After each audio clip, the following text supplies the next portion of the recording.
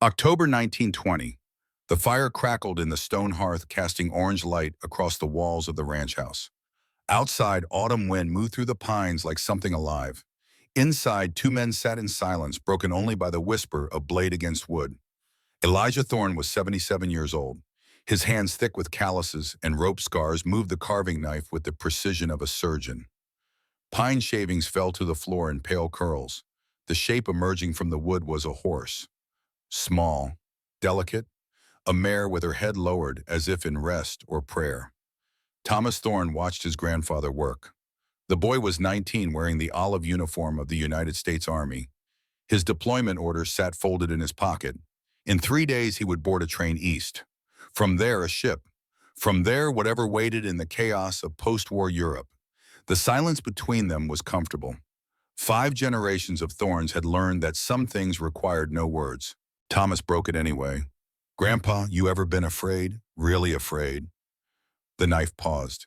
Elijah's pale eyes still sharp despite 7 decades of mountain sun lifted to his grandson's face, then returned to the carving. "Every man who says he hasn't is a liar or a fool.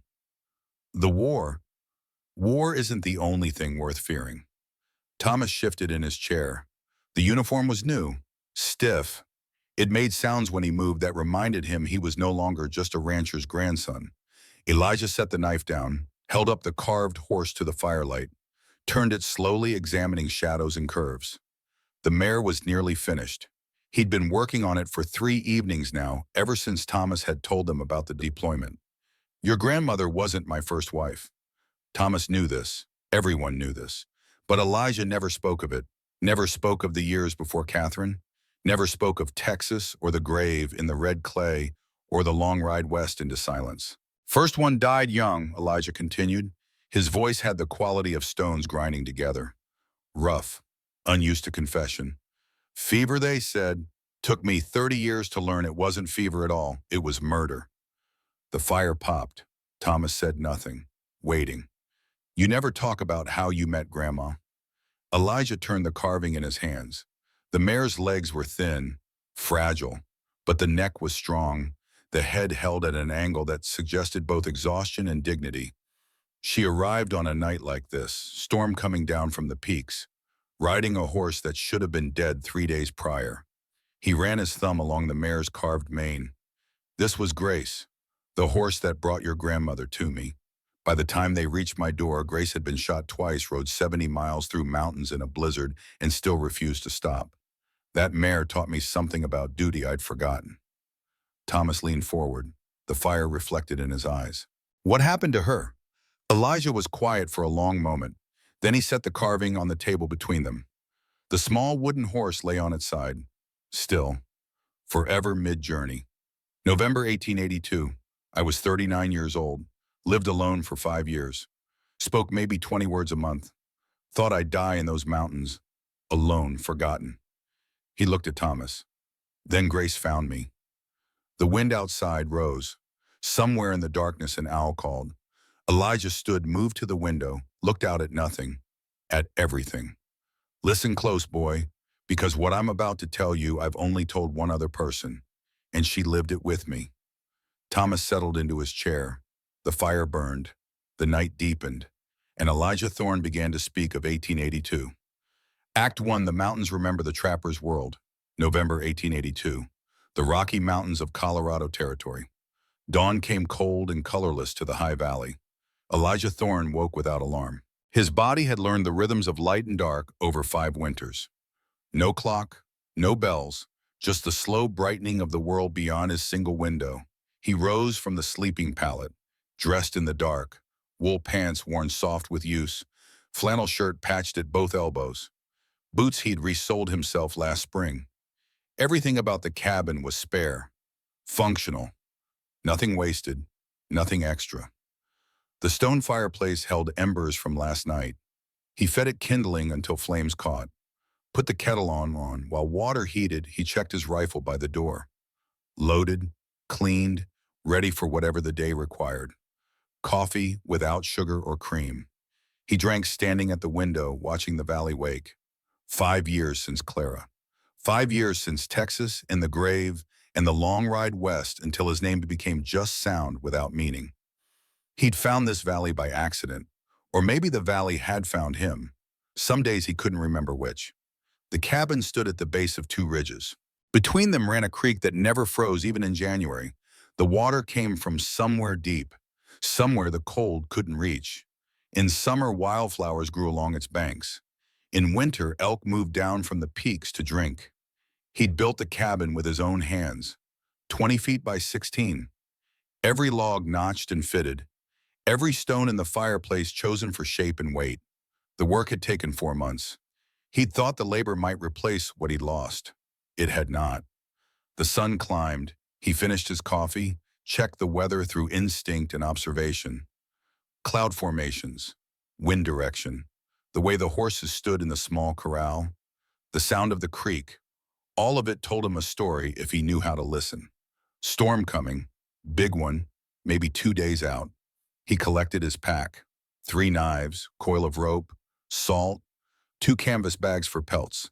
He checked the traps in his head, 40 traps across 3 lines, each one positioned with care.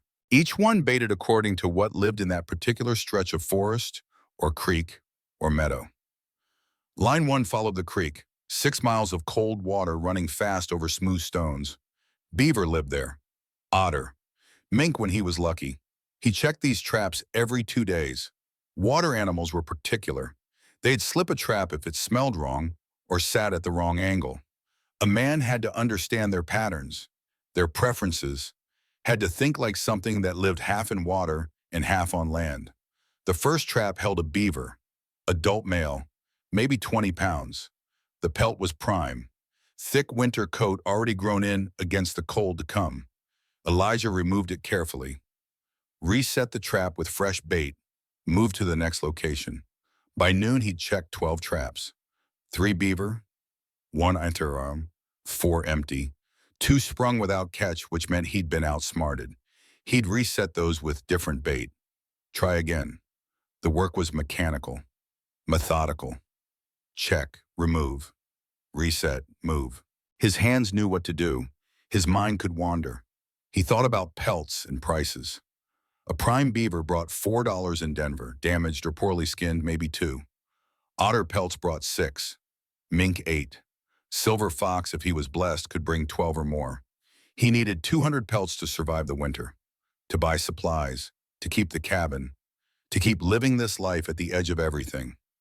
So far this season, he had 85. He thought about silence, how it used to press on him like a physical weight, how in the first year after Clara, he'd wake in the night with his chest tight and his lungs forgetting how to pull air. The silence then was like drowning on land. Now it was different.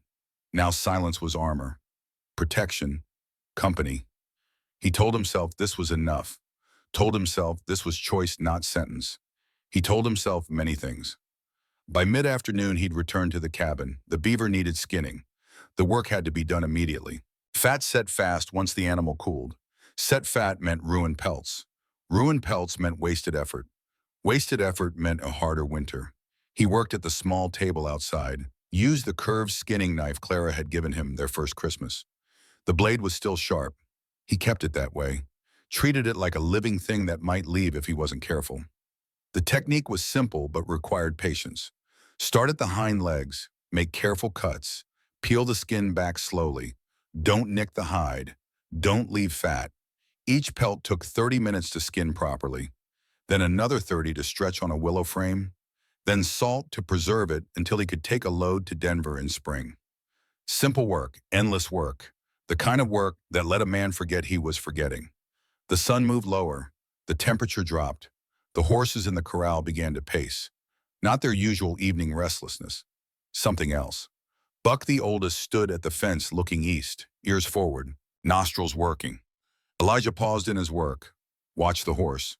Buck was 16 years old, had survived 2 mountain winters before Elijah bought him from a failing ranch in Wyoming.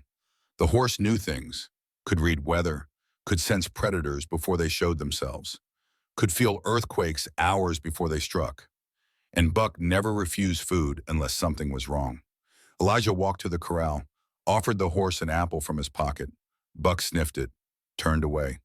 The elk had moved down from the high country 3 days early. The ravens had been silent all morning. Even the creek seemed quieter, like the water itself was holding its breath. This wasn't just the storm he'd predicted. This was something else, something the animals understood, but he could only sense. He finished the pelts, stored them in the small shed behind the cabin, fed the horses despite Buck's refusal, double-checked the firewood supply, counted ammunition without quite knowing why. 50 rounds for the rifle, 20 for the revolver, enough for any reasonable trouble. Evening came fast. The sky took on the color of old bruises, purple and gray and something darker beneath.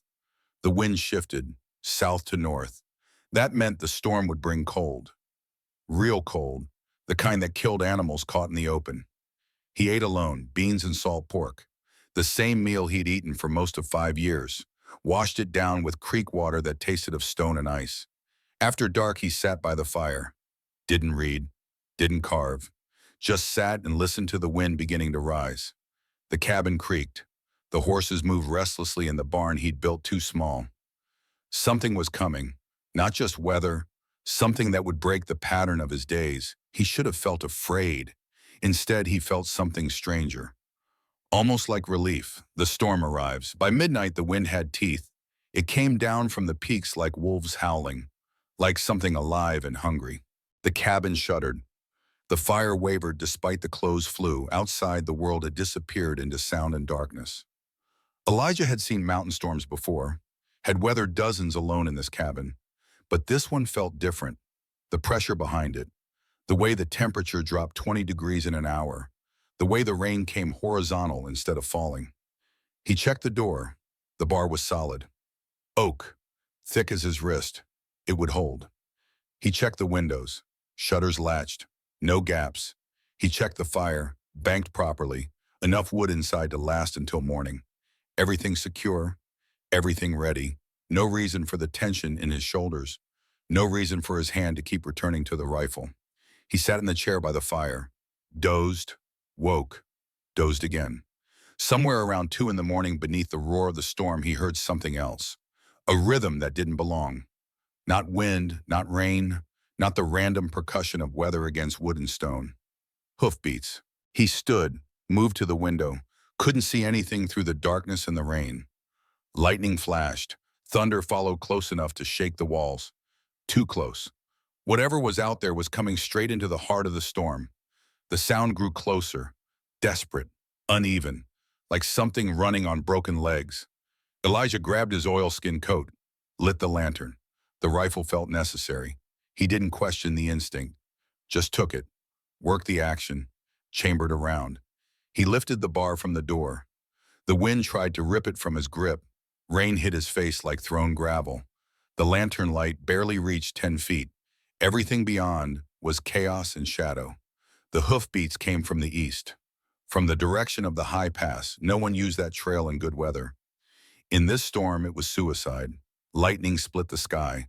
For one brilliant second, the world turned white. And in that second, he saw her. A horse, dun-colored. Coat dark with rain and something darker. Head hanging so low the muzzle nearly touched the ground. Body steaming in the cold. Legs trembling, about to collapse. And on the horse's back, a figure, small, dark clothing, slumped forward over the neck with fingers tangled in the mane. The lightning faded. Darkness returned, but the image stayed printed on his vision like a brand. Elijah ran forward. His boots hit mud and immediately began to slip. The rain was turning the yard to soup. He kept his balance through practice and desperation. Reached the horse just as her front legs buckled. The mare went down with a sound that was almost human, a groan that spoke of effort beyond endurance, of will holding flesh together past the point where flesh should surrender. Elijah caught the rider as she fell. She was light, lighter than seemed possible for a fully grown woman. He pulled her clear as the horse hit the ground on her side. Legs splayed, breathing in short, wet gasps. In the lantern light, he could see the wounds now. 2 of them, bullet holes. The first was in the horse's flank, a clean shot through muscle, but deep. The kind of wound that bled slow but constant, that weakened with each mile, that should have dropped the animal within hours. The second was in the shoulder, A graze, older, maybe a day old. The blood there had dried and washed away in the rain. Two different shots, two different angles, two different shooters. Someone had been hunting this woman, and the horse had carried her through it all. The mare's sides heaved, her eyes rolled showing white. Not pain, something else. Something that looked almost like apology. Elijah stood frozen in the rain holding an unconscious stranger, staring at a dying horse. And for the first time in 5 years, he spoke to another living soul. I'm sorry. The words were for the horse, for the woman, for himself, for whatever chain of events had brought them to his door in the middle of a storm that should have killed them both. The mare let out one final breath. A shudder passed through her body, then stillness. Catherine Shaw's fingers were still tangled in the dead horse's mane, even unconscious, even dying herself perhaps. She had not let go. Elijah carried her inside. Act 2, the burden shared first night. The woman was ice cold. Elijah laid her on the bed. The only bed in the cabin? His bed. He'd slept on the floor before when fever had him. He could do it again. He built the fire high. The cabin filled with heat and light. Too much light. It made the woman's condition clear. She wasn't just cold. She was hypothermic. Her lips were blue. Her skin had the waxy quality of flesh that had been too cold for too long. Her pulse fluttered beneath his fingers like a trapped moth. Fast, weak, inconsistent. The wet clothes would kill her if the hypothermia didn't. But she was a woman, a stranger. He couldn't just undress her. Could he? He compromised with conscience, removed her boots. They fell apart in his hands. The soles had been worn through completely. She'd walked some distance before mounting the horse. Or maybe she'd had to walk when the horse couldn't carry her. He removed her outer cloak. Heavy wool, mud-caked, torn in several places. Beneath it was a dress, black fabric, and at the collar visible despite the grime, a white band, a nun's habit. Elijah stopped, stared at the collar. The implications crashed over him like cold water. A nun. He was sheltering a nun who'd been shot at, who'd ridden 70 miles through mountains on a dying horse, who'd arrived at his door like something out of prophecy. He wrapped her in both his blankets, positioned her near the fire but not too close. Burning was as dangerous as freezing. He elevated her feet on his pack, improved circulation that way, checked her pulse again, stronger. Maybe. Or maybe he just wanted it to be. He sat in the only chair, watched her breathe. Each inhalation was a victory, each exhalation a gamble. The storm raged, lightning painted the windows, thunder made the stones shake. The world outside was ending and being born again in cycles measured by heartbeats. He checked her pulse every 30 minutes, adjusted the blankets, kept the fire fed. This was all he could do. Keep her warm, keep her breathing, wait for dawn. Somewhere around 4 in the morning, she began to shiver. Violent, full-body convulsions. He knew what this meant, the body warming itself, fighting back. This was good. This meant she might survive. He made coffee, not for himself, for her, if she woke. Dawn came gray and cold. The storm had diminished to steady rain, the kind that would last all day, the kind that turned the world to mud and mist. The woman still slept, but her breathing was normal now, her color better. The blue had faded from her lips. Elijah stood at the window, looked out at the yard. Grace lay where she'd fallen. The rain had washed most of the blood away. What remained was mud and a body and the implication of sacrifice. The mare looked smaller in death, more fragile, like she'd been held together by will alone and now that will had released her. He owed her a burial. The woman would want that, would need that when she woke. If she woke. Behind him cloth rustled. He turned. Catherine Shaw's eyes were open. She didn't move, didn't speak, just watched him with eyes the color of wet earth, measuring, assessing, trying to understand where she was and whether she was safe. Elijah didn't move either, didn't want to startle her. The silence stretched. Outside, the rain continued its steady percussion. Finally, Catherine spoke. Her voice was low, hoarse. Each word seemed to cost her something. The horse. Not a question, a statement, but one that demanded response. Elijah's throat was dry. He hadn't spoken to another person in months. The words came out rough, unused. She didn't make it. She was shot. She... But Catherine was already moving, pushing the blankets aside, swinging her legs over the side of the bed. Her bare feet touched the floor. She tried to stand. Her legs gave out immediately. Elijah crossed the cabin in 3 strides, caught her before she hit the floor. For a moment they stood like that, his hands on her arms, her hands gripping his shirt, their faces inches apart. He could feel her trembling, not from cold now, from something else, something that lived in the tightness of her jaw and the darkness behind her eyes. "Let me go." He did. She walked to the door. Each step required visible effort. She opened it, gray light spilled in, the smell of rain and mud and something underneath that might have been death. Catherine stepped off the porch, into the mud, barefoot. She walked to where Grace lay, knelt in the mire beside the mare's head, placed one hand on the still muzzle. Elijah watched from the doorway, gave her space, gave her time. She stayed there for 10 minutes. Her lips moved, praying perhaps, or saying goodbye, or making promises to a dead horse that had given everything. When she finally stood, her eyes were dry. Her face was stone. Grief didn't look like he'd expected. It looked like something that would break mountains if given time. She turned, scanned the yard, saw the shovel leaning against the barn, walked to it, picked it up, began to dig, the burial. The ground was soft from the storm. That was the only mercy. Catherine drove the shovel into the earth 5 feet from where Grace lay. The first attempt barely penetrated. She was using her arms, not her body weight, using strength she didn't have. 5 minutes of digging produced a shallow scratch in the mud. Not even a grave, just evidence of intention. 10 minutes. She was breathing hard, arms shaking, the shovel getting heavier with each attempt. Mud clung to the blade, clung to her hands, clung to her dress, which was already soaked through from the rain. Elijah watched from the porch. He should stop her. She'd hurt herself. She'd collapse. She was barely recovered from hypothermia and hard riding and whatever had driven her into the mountains in the first place. He should bring her inside, force her to rest, explain that he'd bury the horse himself. Instead, he went to the barn, got the second shovel, walked to a spot 10 feet from where she dug, and began his own hole. She glanced at him. Once, quick, sharp, then returned to her work. They dug in silence. Elijah worked with the efficiency of 5 years chopping wood and digging fence posts and clearing land. Drive the shovel with your foot, not your arms. Lift with your legs, not your back. Throw the dirt to the side, not behind you, where it'll just slide back down.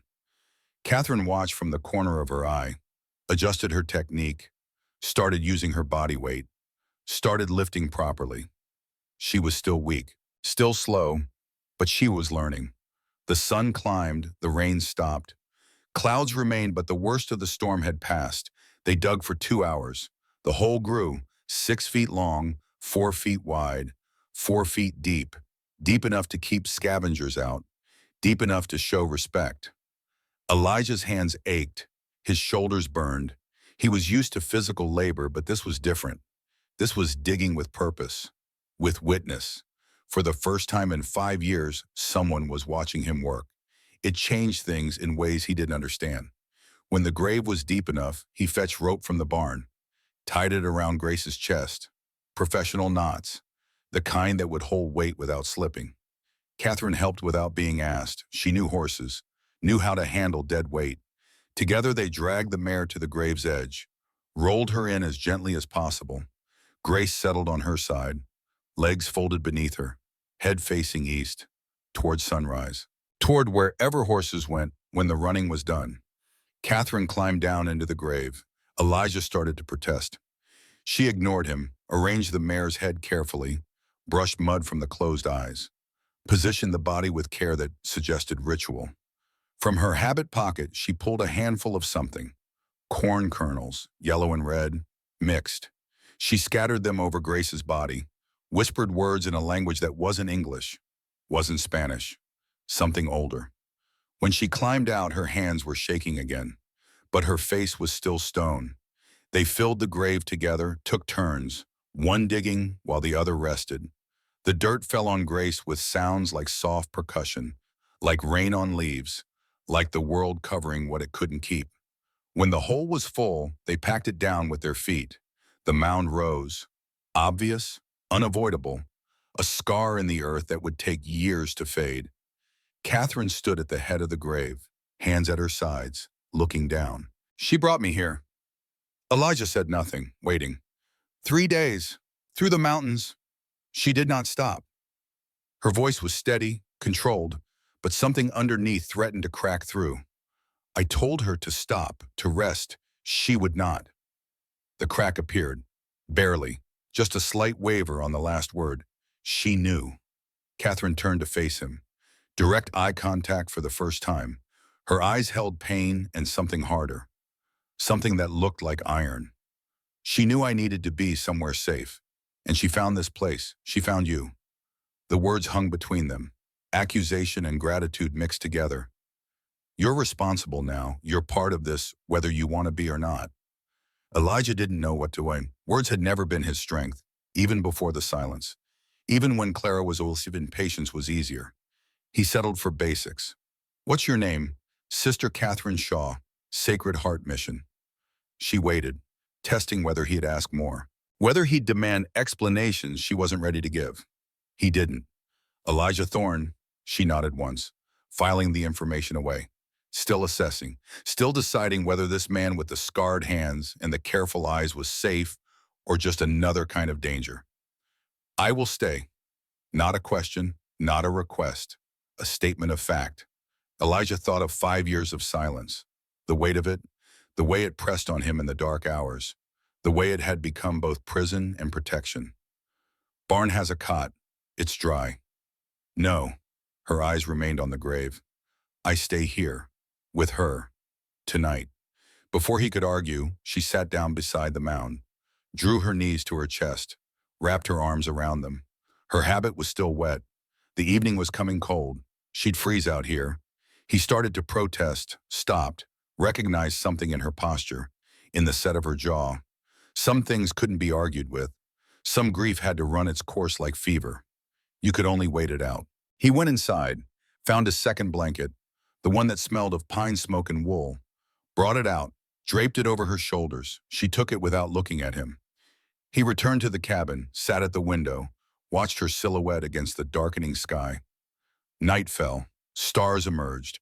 The storm had cleared everything, left the air cold and sharp and full of distance. Catherine didn't move. Neither did Elijah. Dawn found them both exactly where they'd been.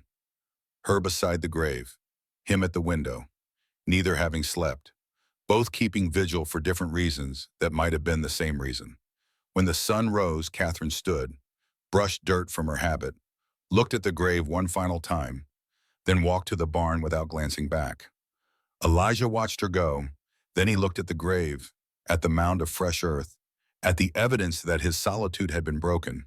He should have felt invaded, disrupted, angry at this intrusion into his carefully maintained isolation. Instead, he felt something he hadn't felt in 5 years. He felt necessary. Act 3 earned high trust first days. Catherine emerged from the barn at dawn. Elijah was already gone, checking his trap lines, maintaining his routine, as if nothing had changed, as if a nun hadn't appeared in a storm on a dying horse and buried that horse in his yard and then slept in his barn. She found coffee made, still warm, left for her without ceremony or note. The cabin was spare, functional. Everything had a place and occupied it with precision. This was the home of a man who'd learned to live with only what he could carry. Or maybe a man who'd learned that possessions were just another kind of weight. She poured coffee, sat at the table. Her body ached, riding and digging and grief. All of it combined into one long bruise from shoulders to calves. But she was alive. Grace had succeeded, had brought her to safety.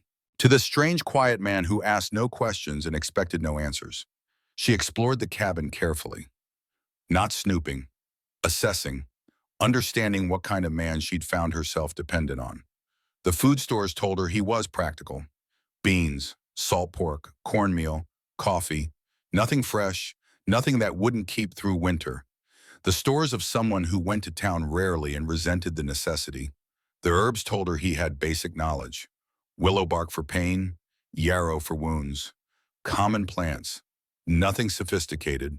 Nothing that suggested deep understanding of medicine. She added her own.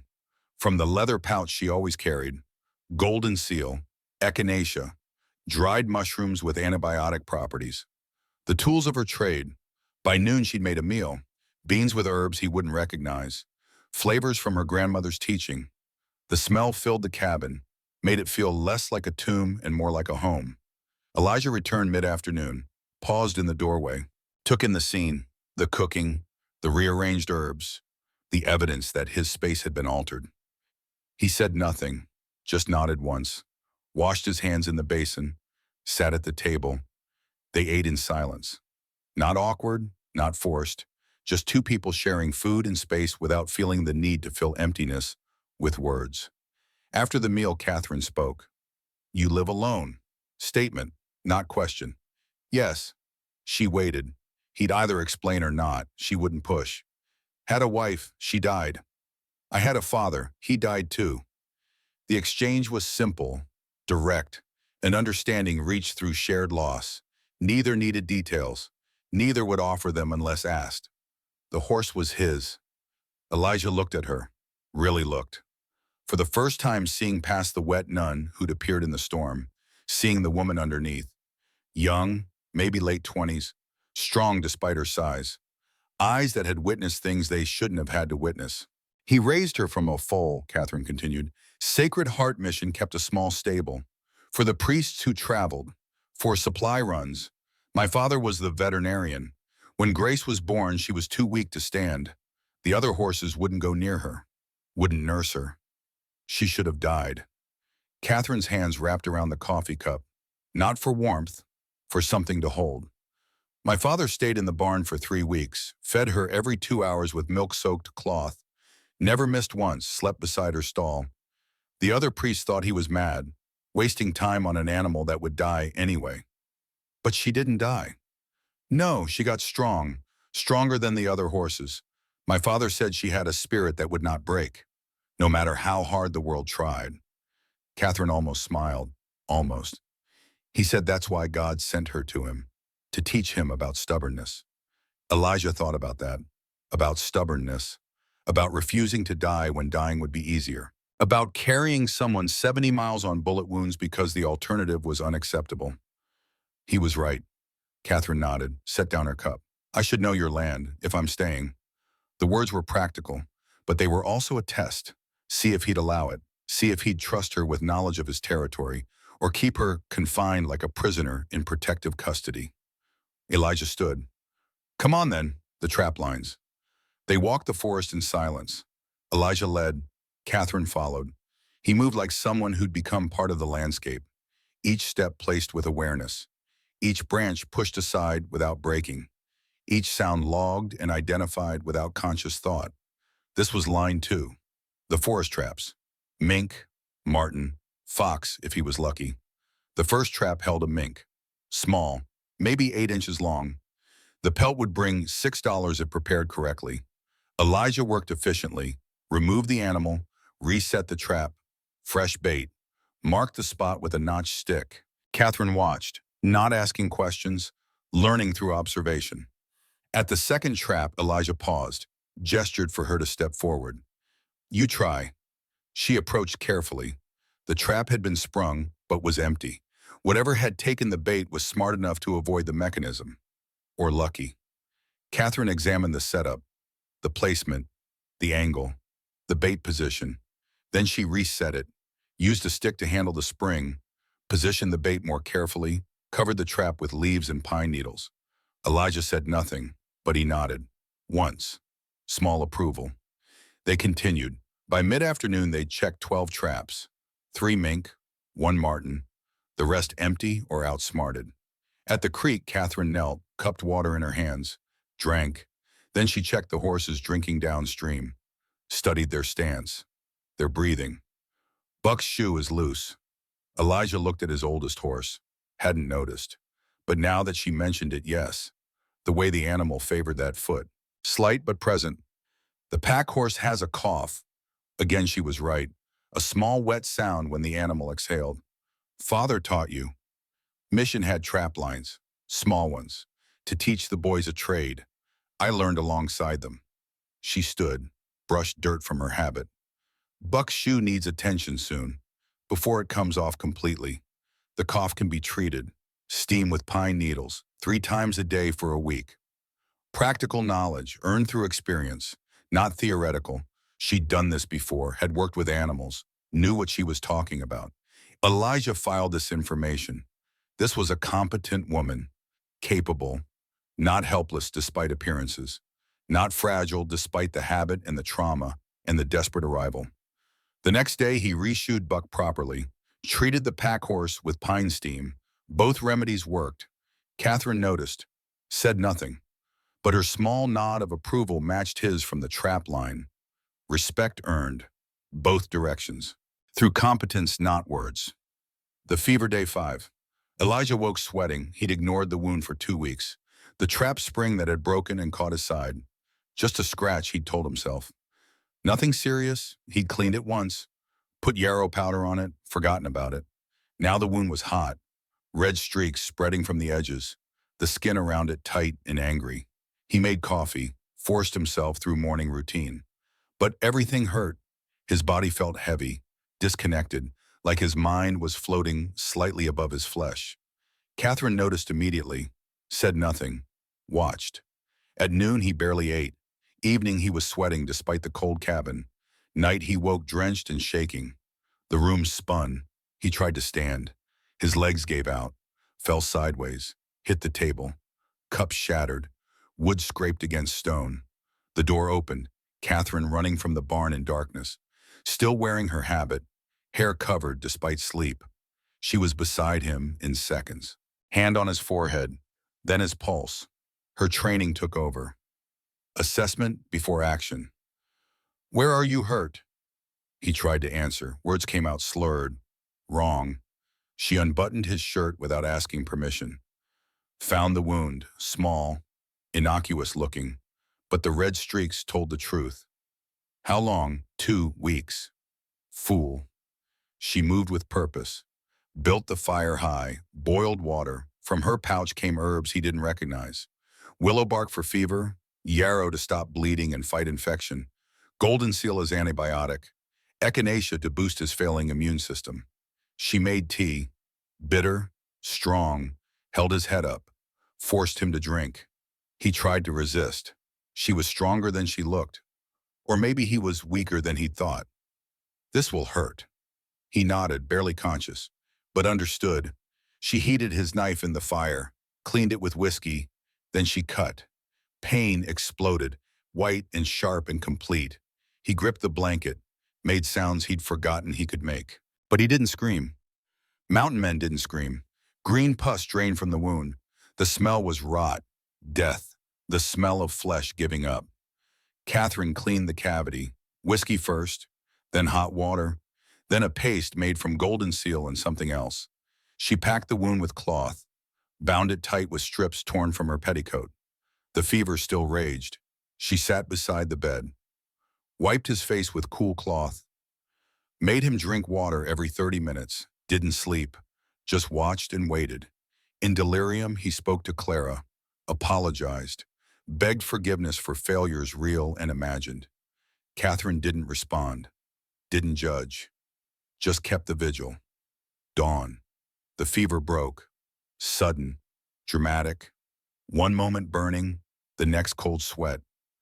Elijah opened his eyes, clear for the first time in hours, saw Catherine sitting there, face exhausted, but satisfied. You saved me. You saved me first. I gave you a blanket.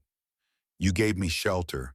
You didn't ask questions. You helped me bury Grace, she paused, looked at him directly. That is more than most would give. He wanted to argue, wanted to say he'd done nothing special, that any decent person would have done the same. But he knew that wasn't true, knew that most people would have turned away a wet nun on a dying horse, would have called it trouble, would have protected themselves first. Thank you, he said. She nodded, stood, poured coffee, brought it to him. You'll rest today. Tomorrow you may work, but today you rest. It wasn't a suggestion. It was an order. And Elijah Thorne, who hadn't taken orders from anyone in 5 years, found himself obeying. Act 4, the truth revelations. Day 10, they'd fallen into routine. Morning trap checks together, afternoon separate tasks, her medicine preparation, his equipment repair, evening meals shared in growing comfort. They talked more now, not constantly, but the silence between words was different, no longer isolation. Something shared, something that didn't need filling unless there was something worth saying. Catherine had visited Grace's grave every morning and evening, but she spent less time there now. The vigil was ending. Grief was changing shape, becoming something she could carry instead of something that carried her. That morning, checking line 2, she stopped walking, stood still. Elijah stopped too, waited. "I need to tell you something." He said nothing, gave her space. Why I ran, why Grace was shot. Still nothing. She'd tell it in her own time, her own way. Sacred Heart Mission. 3 months ago, Marshal Vernon Crane arrived with papers, said the mission land belonged to Blackstone Land Company. Father Superior refused. 300 orphans. Nowhere else to go. Catherine's voice was steady, clinical, reporting facts. Crane gave us 30 days. Then he'd take it by force. Father Superior petitioned the territorial governor. 2 days before the hearing, Father Superior was found dead. Fever, they said. Tragic. Elijah watched her face, saw stone cracking, saw the truth beneath. Next week, 2 more priests died, same fever. But I was in the infirmary that night. I saw Deputy Carson put something in their medicine. When I confronted him, he told me to be quiet, or the orphans would suffer. Her hands clenched. I went to Father Superior's office, found a ledger, hidden in a false bottom. Names, 18 names, landowners, priests, tribal leaders, all dead within 4 years. And beside each name, a payment, always to VC Vernon Crane, always from Blackstone. She pulled the ledger from her habit. Small, leather-bound, water-stained but intact. Handed it to Elijah. He opened it, read. Page after page of names and dates and numbers. The bookkeeping of murder. He reached the last page. The last entry, E. Thorne, Valleyland, $500. His name, his land, his death already planned. They were coming for me, he said, voice hollow.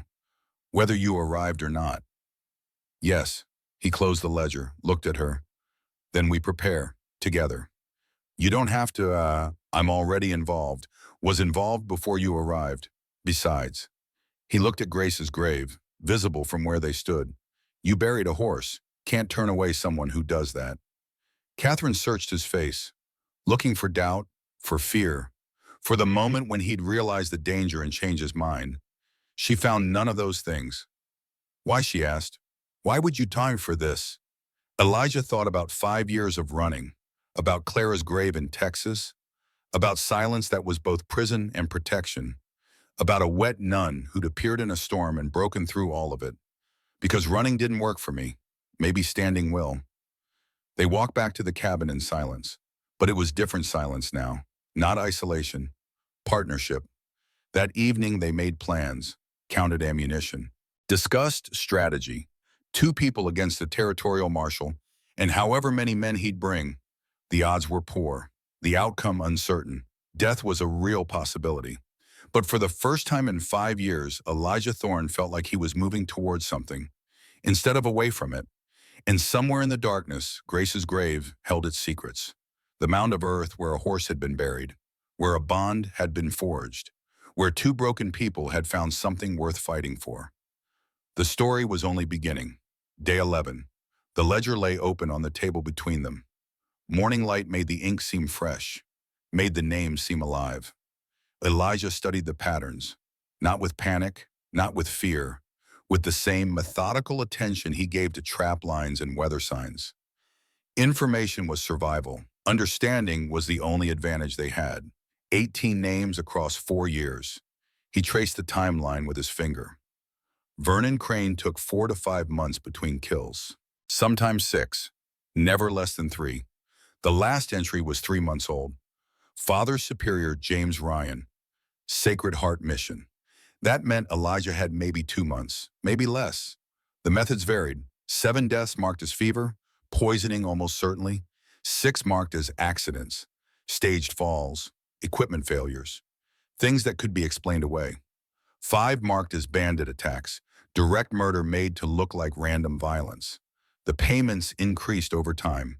The first kill 4 years ago brought $300. The most recent brought $800. Elijah's entry sat at 500, mid-range. That told him something.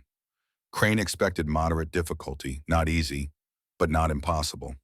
He'll send someone first, Catherine said. She sat across from him, her hands wrapped around coffee that had gone cold. To assess, see if you're a threat, see if you're alone. How do you know? Because that's what he did at the mission. Watched us for 2 weeks before acting. Counted the priests, noted who came and went. He plans Elijah. He doesn't rush. Elijah nodded. This matched the ledger, the careful spacing of deaths, the varied methods, the increasing sophistication. This wasn't a hothead killer. This was someone who understood patience, who knew that suspicion required pattern, who made each death look separate and explainable. Our advantages, Elijah said, not a question. A list they needed to build. You know this land, every ridge, every trail, every place to hide or ambush. I can shoot, not expert, but competent at hunting distance. Catherine added her piece. I know his tactics, saw them used at the mission. He'll try legal pressure first, make it seem official, make you the criminal for resisting. I can shoot too, not as well as you, but adequately. Elijah looked at her, the nun who could shoot, who could reset traps and diagnose horses and perform surgery with a heated knife, who'd ridden 70 miles on a dying horse rather than surrender. Winter's coming, he continued. That limits his options. Can't lay siege in deep snow, can't bring wagons up the pass, can't maintain position without shelter. We have the ledger, evidence, if we can get it to the right person. That was the problem, the knot in the plan, how to get evidence out without leaving themselves vulnerable. If Elijah left, Catherine was alone. If Catherine left, she was the primary target. If both left, they abandoned the only defensible position for miles. They needed a third party, someone they could trust, someone who wouldn't be intimidated by a territorial marshal's badge. Cedar Ridge, Elijah said. 2 days' ride, there's law there. Crane owns Cedar Ridge, or Blackstone does. Same thing. Not everyone. Can't buy everyone. Catherine looked doubtful, but what choice did they have? They couldn't fight Crane alone, couldn't outlast him, couldn't run because running just moved the problem. They needed allies, or they needed to become so much trouble that Crane made mistakes. We prepare, Elijah said. Assume he comes in force. Assume we're alone, build everything on worst assumptions. Then if we get help, it's blessing. If we don't, we're ready. Catherine nodded, closed the ledger. The names disappeared, but they'd both memorized them. 18 people who'd stood against Blackstone. 18 people who'd lost. They would be 19 and 20, or they would be different. Fortress. They spent 3 days transforming the cabin. Elijah worked on the windows first. Boarded the lower half of each one with thick pine planks. Cut firing slits in the upper portions. Narrow, angled, enough to shoot through, not enough for return fire to enter easily. Catherine worked on supplies. Water was critical. She filled every container they had. Buckets, barrels, pits, clay jugs. 40 gallons stored inside the cabin. 2 weeks' worth if they were careful. Longer if they rationed. Food came next. Everything from the small shed moved inside. Beans, salt pork, cornmeal, coffee, dried apples, smoked venison. Enough for a month if they ate sparingly. Enough for 2 weeks if they ate normally. The door received attention. Elijah reinforced it with iron brackets scavenged from old traps, added a second crossbar, tested the hinges. They'd hold against battering. Might not hold against fire, but fire was a problem they couldn't solve. Not with a wooden structure. The root cellar, Catherine said on day 2. Can we dig an exit? Elijah considered. The root cellar was small, 6 feet by 6 feet, dug into the hillside behind the cabin. used for storing potatoes and keeping things cool. But it could be more. They spent a day digging. Slow work. The tunnel didn't need to be large, just wide enough for a person to crawl through. They angled it toward the tree line, 30 feet of digging, emerging behind a fallen log that would provide cover. Emergency exit, last resort. But having it meant having options. Ammunition came next. Elijah counted carefully. 180 rounds for the rifles, 40 for the revolver, 20 for the shotgun, not enough for extended siege, but enough if they made shots count. He divided the ammunition. 4 caches, one by the front window, one by the side window, one in the loft, one by the back door. If they got separated, both would have access. If one position was compromised, they had others. Catherine prepared the medical supplies, rolled bandages from cloth strips, 20 of them. Each one boiled and dried, organized her herbs by use, pain management in one pouch, infection treatment in another, fever reduction in a third. She wrote instructions on bark with charcoal. If she was incapacitated, Elijah would know what to use. Evening of day 3, they practiced. Catherine with the rifle. She'd improved from adequate to competent, could hit a man-sized target at 50 yards. Not every shot, but enough. The bow was better for her, quieter, more intuitive. She could hit targets at 60 yards consistently. Elijah taught her breathing, trigger squeeze, how to lead a moving target. She taught him patience, how to wait for the shot, how to trust the moment would come. They practiced in shifts, 4-hour rotations, one watching while the other rested, learning to sleep light, to wake fully alert, to trust the other person's vigilance. On evening 3, Catherine asked about trapping. The season, you'll lose it. If siege happens, yes. That's most of your income. Elijah shrugged. Money's no good if you're dead. Still, a year of work, gone. He looked at her, really looked. This nun who worried about his trapping income while preparing to fight for her life. Worth it? She asked. We'll find out. But he already knew the answer. Had known since he'd seen Grace die in his yard, since he'd watched Catherine sit beside that grave all night. Some things were worth more than money, worth more than comfort, worth more than one man's careful isolation. Day 4 brought talks, small ones, filling the space between preparation tasks. Catherine asked about trapping economics. Elijah explained, $4 for prime beaver, 2 for damaged, 6 for otter, 8 for mink, 12 for silver, fox if you got lucky. Need 200 pelts to survive a winter. Currently had 85. And if you lose the season, work something else. Ranch hand, guide, something. She absorbed this, filed it away, understanding that she'd cost him more than just danger, had cost him his livelihood, his year of work, his careful plans. I'm sorry. Don't be was my choice. Still nothing. You're here. That's what matters. Day 5, Elijah asked about mission life. Catherine described it. Morning prayers, teaching orphans to read, evening vespers, the rhythm of a life structured around service and devotion. Do you miss it? Long pause, Catherine looked at Grace's grave, visible through the window.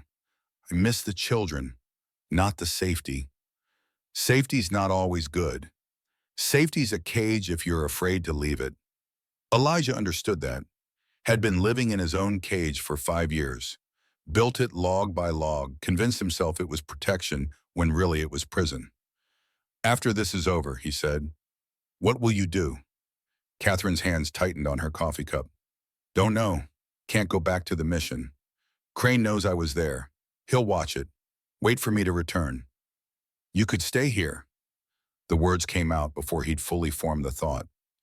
He didn't take them back. She looked at him, her dark eyes searching his face, looking for meaning behind the offer. Could I? He didn't answer, but he didn't look away either. Outside evening was falling. The mountains turned purple, the valley filled with shadow, and somewhere out there Vernon Crane was making plans. But inside 2 people sat in comfortable silence, building something that might have been trust, or might have been the beginning of something neither could name yet. The Watcher, day 14, morning. Elijah was checking line 3, The meadow traps, open country, good sightlines. He scanned the ridges from habit, making sure nothing watched him watching. Movement, far ridge, east side. A man on horseback, too far for details. But wrong place, wrong time. Nobody used that trail. It ended at a cliff face. No reason to be there unless you were watching something below, unless you were watching him. Elijah didn't react visibly, kept checking traps, moving normally, but his mind was racing. First contact. The scout Catherine had predicted. Someone assessing, counting, deciding how much force would be needed. He finished the trap line. Returned to the cabin at normal pace. No hurry, no obvious concern. Don't let the watcher know he'd been spotted. Catherine was grinding herbs at the table. Looked up as he entered. Read his face immediately. Someone's watching. Not a question. One rider, far ridge, could be innocent, but isn't. No. She set down the pestle. How long before more come? Days, maybe a week, depends what he reports. They moved to high alert, both armed at all times. Night watches in 4-hour shifts, horses kept in the barn, locked and guarded, fire kept low after dark, no unnecessary light, no sounds that would carry. Day 15. The rider appeared again, different location, still watching, still assessing. Elijah tried to circle behind once, move through the trees, get close enough to identify. But the rider was good, knew the land, disappeared before Elijah closed the distance. Former scout, Catherine said.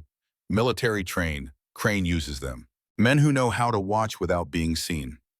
Day 16. More sightings, always distant, always careful. The pattern was clear. Professional surveillance. Building a picture of their defenses, their habits, their vulnerabilities. Day 17. Morning. Elijah found something new. A note, pinned to the fence post. Hadn't been there at dawn. He'd checked. This was fresh, left sometime between dawn and full light.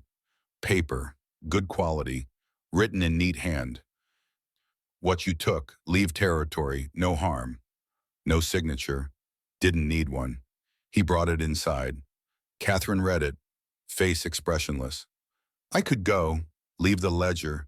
You'd be safe. You'd be dead within a day. Better one than both. No. She started to argue. He cut her off. You stayed beside Grace's grave all night. Didn't have to, did anyway. I can do the same for you. Catherine studied his face, looking for doubt, for the moment when self-preservation would override principle. She found none. Then what do we do? Elijah found paper, wrote his own message, pinned it to the same post. Come talk. No ambush, no tricks, just talk. Catherine watched him. He won't come. Then we'll know he's serious. We already know that. Then it's war. The word hung between them. War. Not defense, not survival, war. Active, intentional, something you chose knowing the cost. Day 18, dawn. 6 riders appeared on the ridge. Elijah spotted them from the window, woke Catherine from her rest shift. They stood together, watching. The lead rider wore something that caught the light. Medal, a badge, territorial marshal. Vernon Crane, 5 deputies with him, all armed, all capable looking. They made camp in full view, pitched tents, built fire, settled in like they had all the time in the world. The message was clear. We're not hiding, we're not rushing, we're coming, and there's nothing you can do to stop us. Catherine wrapped her rosary around her hand. The beads clicked softly. Prayer or preparation? Maybe both. He'll give us a chance to surrender, she said. He always does. Makes the killing look legal. Elijah checked his rifle, made sure the action was smooth. The sights aligned. Then I'll make sure he doesn't get that chance. Outside the sun climbed, the temperature rose. The day stretched ahead of them. And on the ridge, 6 men waited. The siege was beginning. Act 2, the town's choice. Cedar Ridge decides 19 miles south of Elijah's cabin. Cedar Ridge woke to news. The town was small, 200 souls, 1 main street, general store, saloon, church, blacksmith, boarding house. The kind of place where everyone knew everyone, where secrets lasted about 5 minutes, where news traveled faster than horses. And the news this morning was Vernon Crane. Margaret Cooper saw them first. She was sweeping the porch of her boarding house when 6 riders came down the main street. 5 continued north toward the mountains. 1 stopped. Marshall Crane. She recognized him immediately. Everyone did. He'd been territorial marshal for 12 years. Had the kind of face you didn't forget. Hard, weathered, eyes that assessed everything and gave away nothing. He dismounted, tipped his hat, smiled like they were old friends. Mrs. Cooper, fine mornings. Marshall, what brings you to Cedar Ridge? Law business, nothing that concerns you. But his eyes said different, said everything concerned him, said he was here for a reason and that reason wasn't friendly. Margaret had lived 52 years, buried a husband, raised 3 children alone, ran a business in country that didn't make things easy for widows. She'd learned to read men, to see through smiles and polite words to the truth underneath. This man was dangerous. You'll be wanting a room. Just for the night, my men are heading north. I'll catch up tomorrow. North to where? That's law business, ma'am. He paid in advance. Gold coin. More than necessary. Trying to buy goodwill. Or silence. She took it because refusing would raise questions. But she didn't like it. By noon, the whole town knew. Marshall Crane was here. His deputies had gone north. Toward the high valley. Toward the trapper who lived alone. By evening, Reverend Nathaniel Byron had called a meeting. The church was the only building large enough to hold a crowd. White clapboard, simple cross, pews that seated 60 if people squeezed. Tonight 20 came. Not the full town, but the voices that mattered. Margaret Cooper, town conscience, respected, trusted. William Hartford, rancher, practical, influential, controlled grazing rights for half the valley. Dr. Henry Blackwell, educated, cautious, only medical man within 30 miles, and scattered through the pews others, shopkeepers, farmers, miners, people who'd lived here long enough to care what happened. Vernon Crane stood at the front, confident, comfortable, like he'd done this before, because he had. Appreciate you all coming in. I'll make this brief. I'm hunting a fugitive. Noon from Sacred Heart Mission, stole valuable property, fled into the mountains. Have reason to believe she's hiding with a trapper. Man named Thorne. Murmurs through the crowd. Some knew Elijah. Most knew of him. The hermit in the high valley. Kept to himself. Caused no trouble.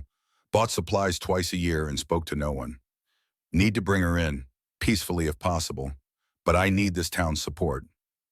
Margaret Cooper stood. She didn't raise her hand. Didn't wait to be called on. Just stood. And when Margaret stood, people listened. What did she steal? Mission records, property documents. And why would a nun steal those? That's not your concern, ma'am. It is if you're asking Cedar Ridge to help hunt her. The room shifted, people leaning forward. This was getting interesting. William Hartford spoke next. What happens if we don't help? Crane's smile tightened. Then I question whether Cedar Ridge supports law enforcement. That sounds like a threat, Marshal. It's a fact. Jer Blackwell stood. He was younger than the others, 47, but educated, medical degree from Boston. People respected his opinions even when they didn't like them. Have you considered she might have legitimate reason to run? Doctor with respect, that's for courts to decide.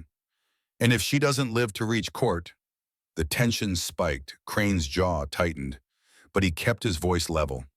I uphold the law, nothing more. That's not what I asked. Reverend Burns stepped forward. He was 58, gray beard, kind eyes, but steel underneath the kindness. A man of God who'd seen enough of the world to know God didn't stop bullets. As a man of God, I must ask, what evidence do you have of wrongdoing, theft of property, fleeing lawful authority? Well, that's not evidence, that's accusation. Crane's facade cracked, just slightly. Reverend, I don't need to justify myself to. Yes, you do, because you're asking our help, and we have the right to know what we're helping with. In the back, Samuel Garrett stirred. He was 32, one of Crane's deputies, had been for 4 years. Quiet man, did his goal, caused no trouble, but tonight something was bothering him. Marshal, permission to speak. Crane turned, irritated. What is it, Garrett, the trapper, Thorne? He hasn't broken any laws. He's harboring a fugitive. Is she a fugitive if she hasn't been charged? The room went quiet. Good question. Legal question. The kind that made people think. Crane's face darkened. Deputy Garrett, outside now. They left. The door closed. Through the walls raised voices, not words, just anger. When they returned, Garrett's jaw was tight. Crane's face was composed again. Professional mask back in place. Any other questions? Hartford stood. We need to think about this. As a town, this is a big decision. What's to decide I'm a territorial marshal? I have authority. You have authority over law, not over conscience. Margaret spoke again. We should send someone to check on Thorne, hear his side before we choose. Crane's eyes narrowed. That would be interference with territorial law. No, it would be being good neighbors, checking on a man who lives alone, making sure he's safe. Checkmate. Crane couldn't stop them from visiting a neighbor, not without showing his hand, not without proving this was more than law business. I'll go, Margaret said. Dr. Blackwell stood. I'll accompany you. Reverend Byrne nodded, and I. Crane stared at them, calculating, trying to find an angle, an argument, a threat that wouldn't expose him. He found none. You interfere with my operation, there will be consequences. Margaret met his eyes. We're not interfering. We're being neighbors. They left the church, the meeting over. The town divided. Some would support Crane, maybe 25%. Fear of authority, trust in badges, desire to avoid trouble. Some would support the refugee, maybe 35%. Distrust of Crane, sympathy for a nun, sense that something wasn't right. The rest would stay neutral, 40%, afraid, confused, wanting no part of any of it. That night, Margaret packed supplies, food, blankets, medicine. Tomorrow they'd ride north, visit the hermit, learn the truth. And somewhere in the darkness, Samuel Garrett lay awake, thinking about his brother, about mining accidents, about the way Crane had smiled when explaining Daniel's death 3 years ago, thinking about ledgers and names and payments, thinking about justice. The delegation, day 20. Mid-morning, Elijah spotted them from the window. 3 riders, different from Crane's men, slower, more careful. One was a woman. He signaled Catherine. She moved to her position, rifle ready but not aimed. They discussed this. If allies came, they needed to be careful, but not threatening. The riders stopped 50 yards out, made no aggressive moves. The woman called out, Mr. Thorne, I'm Margaret Cooper from Cedar Ridge. We're not with Marshal Crane. May we approach? Elijah stepped onto the porch, rifle lowered but visible. Depends. Who's we? Myself, Dr. Blackwell, Reverend Fern. We'd like to talk. He studied them. The woman was older, dignified, carried herself like someone used to being taken seriously. The doctor had the look of education, clean hands, good posture. The Reverend wore his collar openly, not a threat, at least not an obvious one. Come ahead, but understand, I'm prepared for trouble. They dismounted, walked forward slowly, hands visible. Margaret spoke for the group. We're not trouble. We're neighbors. Crane came to town yesterday, told us about a nun, said she was a fugitive. We wanted to hear your side. Before Elijah could respond, Catherine emerged, still wearing her habit, deliberate choice, visual proof of what she was. Margaret stopped, stared. Sister Catherine. Yes, ma'am. The marshal says you're a thief. The marshal is a liar and a murderer. Silence. Then Margaret smiled, small, grim, satisfied. I was hoping you'd say that. They moved inside. Catherine made coffee. Elijah stayed armed. Trust only went so far. Catherine told the story, Sacred Heart mission, the 3 priests, the poisoning she'd witnessed, the ledger she'd stolen. When she produced it, the room changed. Reverend Byrne took it like it was scripture, opened it carefully, read. His face went gray. Jacob Mitchell, he was my parishioner, died 2 years ago. I buried him. Dr. Blackwell looked over his shoulder. Henry Stone, I treated him. Fever, they said, but the symptoms never fit. I suspected poison. Couldn't prove it. Margaret's hands shook as she turned pages, found what she was looking for, stopped breathing. Thomas Cooper, my husband. Everyone looked at her. 3 years ago, bandit attack, they said. Found him on the road to Denver. Shot 3 times. Her finger pressed against the page, against her husband's name. We owned land along the river. Blackstone wanted it. Thomas refused to sell. 2 weeks later, he was dead. Her voice was steady, but underneath grief and rage mixed together. There, T. Cooper. River land. $400. Reverend Byron closed the ledger gently. How many others in Cedar Ridge know someone on this list? Half the town, probably. We've all had suspicions, strange deaths, convenient accidents, but no proof, just grief, Dr. Blackwell finished, and suspicion people call paranoia. Catherine nodded. That's why I ran. That's why they're hunting me. This ledger proves everything. 18 murders, all for land, all paid for by Blackstone. Margaret looked at Elijah. And you're harboring her. She arrived on a dying horse in the middle of a storm. I gave her shelter. That's all.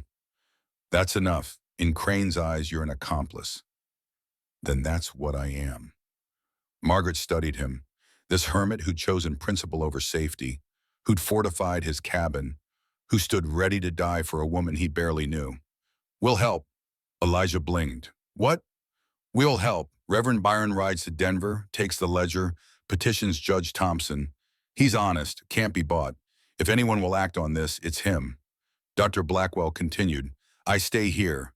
Medical support if needed. I can also testify to the poisoning patterns. Margaret finished. I return to Cedar Ridge, organize the town. Hartford will bring men. Set up camp between Crane and this cabin. He'll have to go through townspeople to reach you. Won't look good for a territorial marshal, Reverend Burns said. Attacking civilians to get to refugees. Elijah shook his head. You don't have to do this. You've got families, lives. This isn't your fight. Margaret's eyes hardened. My husband is in that ledger.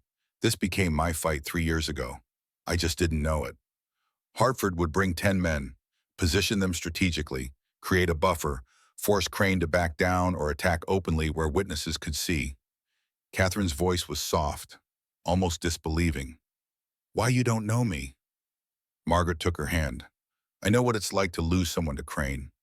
I know what it's like to feel helpless, to know something's wrong but have no proof, no power. She looked at the ledger. Not anymore. They made plans quickly. Reverend Byrne would leave immediately. 3 days hard riding to Denver. Maybe 4. Present the ledger to Judge Thompson. Get warrants issued, return with federal marshals. That meant holding out for a week, maybe longer. Dr. Blackwell unpacked his medical supplies, organized them beside Catherine's herbs. 2 healers, better than 1. Margaret mounted her horse, looked down at Elijah and Catherine. You hold this cabin, we'll hold the law. Between us, maybe we hold long enough for justice. She rode south. Reverend Byrne rode east toward Denver. Dr. Blackwell stayed, made himself useful, checking their fortifications, suggesting improvements.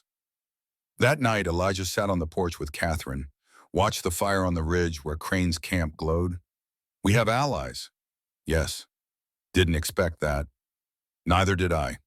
They sat in silence, not uncomfortable. Just 2 people absorbing the fact that they weren't alone anymore. That people they'd never met were willing to stand with them, risk for them. It changed the equation, changed what was possible. On the ridge, Crane watched the cabin, watched the smoke from Elijah's chimney, wondered what was happening, what was being planned. And in his camp, Samuel Garrett lay awake, thinking about his brother Daniel, about mining accidents, about ledgers and names, about justice that was 30 years too late. The deputy's choice night, Crane's camp. Samuel Garrett couldn't sleep, lay in his bedroll, staring at stars, thinking. Daniel had died 3 years ago. Mining accident, they said. Tunnel collapse. Found him 2 days later, crushed beneath tons of rock. Gave him a proper burial. Marshall Crane himself attended. Gave a speech about the dangers of mining, about how good men sometimes died. Samuel had believed it, had no reason not to. Accidents happened. Mining was dangerous. Daniel had known the risks. But tonight, lying under these same stars, Samuel couldn't stop thinking about Margaret Cooper's face. The way she'd looked at that ledger. The way her finger had pressed against her husband's name. T. Cooper. Riverland, $400. What if Daniel was in there too? What if it wasn't an accident from the fire voices? Crane talking to Deputy Carson. Thought everyone was asleep, speaking quietly but not quietly enough. Town's turning against us. Need to move fast. How fast? Tomorrow, take the cabin, kill them both. What about the townspeople camping below? They'll scatter when shooting starts. They're not soldiers. And if they don't, pause, long enough to make Samuel's stomach turn, then they're in the way. Remove them. Samuel's hands clenched. Remove them? Like they were obstacles? Like their lives meant nothing? Just more problems to solve with bullets. He thought about Margaret Cooper, about her boarding house, about the way she'd stood in the church and demanded answers. He thought about Reverend Byrne, about Dr. Blackwell. Good people, innocent people, people who'd chosen to stand up when standing was dangerous, and Crane would remove them. Samuel made his decision. He waited until the camp was quiet, until Carson's breathing deepened into sleep, until Crane was snoring in his tent. Then he stood, moved quietly to his horse, saddled her with hands that knew the work by heart. Didn't take his rifle, just his revolver. Taking the rifle would look hostile, taking nothing would look stupid. He led the horse away from camp, walked her 50 yards before mounting. Then he rode, down the mountain, through darkness, toward the cabin where a nun and a trapper were preparing for war, where good people were making stands they shouldn't have to make. He reached the cabin at 3 a.m, called out from darkness. "Thorne, don't shoot, Samuel Garrett. Deputy, I'm coming in." Movement inside, windows opening, rifles aimed. He kept his hands visible. High, empty except for reins. Elijah stepped out, armed, suspicious. "This is a trap." "No trap. I'm done with Crane. I need to talk." "Why should I believe you?" Garrett's voice broke, just slightly. "Because my brother's name is probably in that ledger, and I need to know." That changed things. Elijah lowered his rifle fractionally. "Dismount, slow. Keep your hands where I can see them." Garrett obeyed, walked to the cabin. Catherine met him at the door, still in her habit, still holding that damned ledger like it was sacred text. She opened it, flipped pages, found what she was looking for. D. Garrett, mining claim, $350, accident arranged. The words hit like bullets, each one finding target.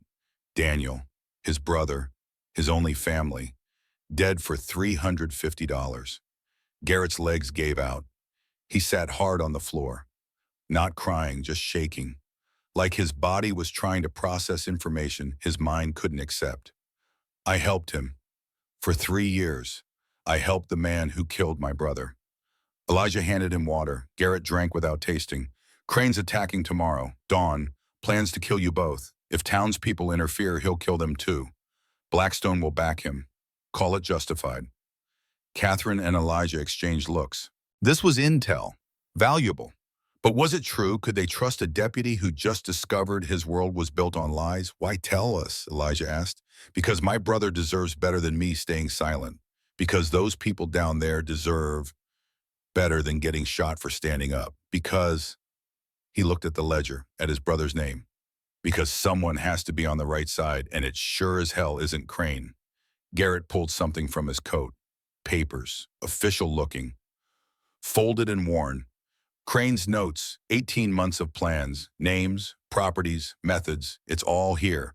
Corroborates the ledger, shows Blackstone's involvement. He handed them to Catherine. "This is proof, not just of the murders, of the conspiracy, of how deep this goes."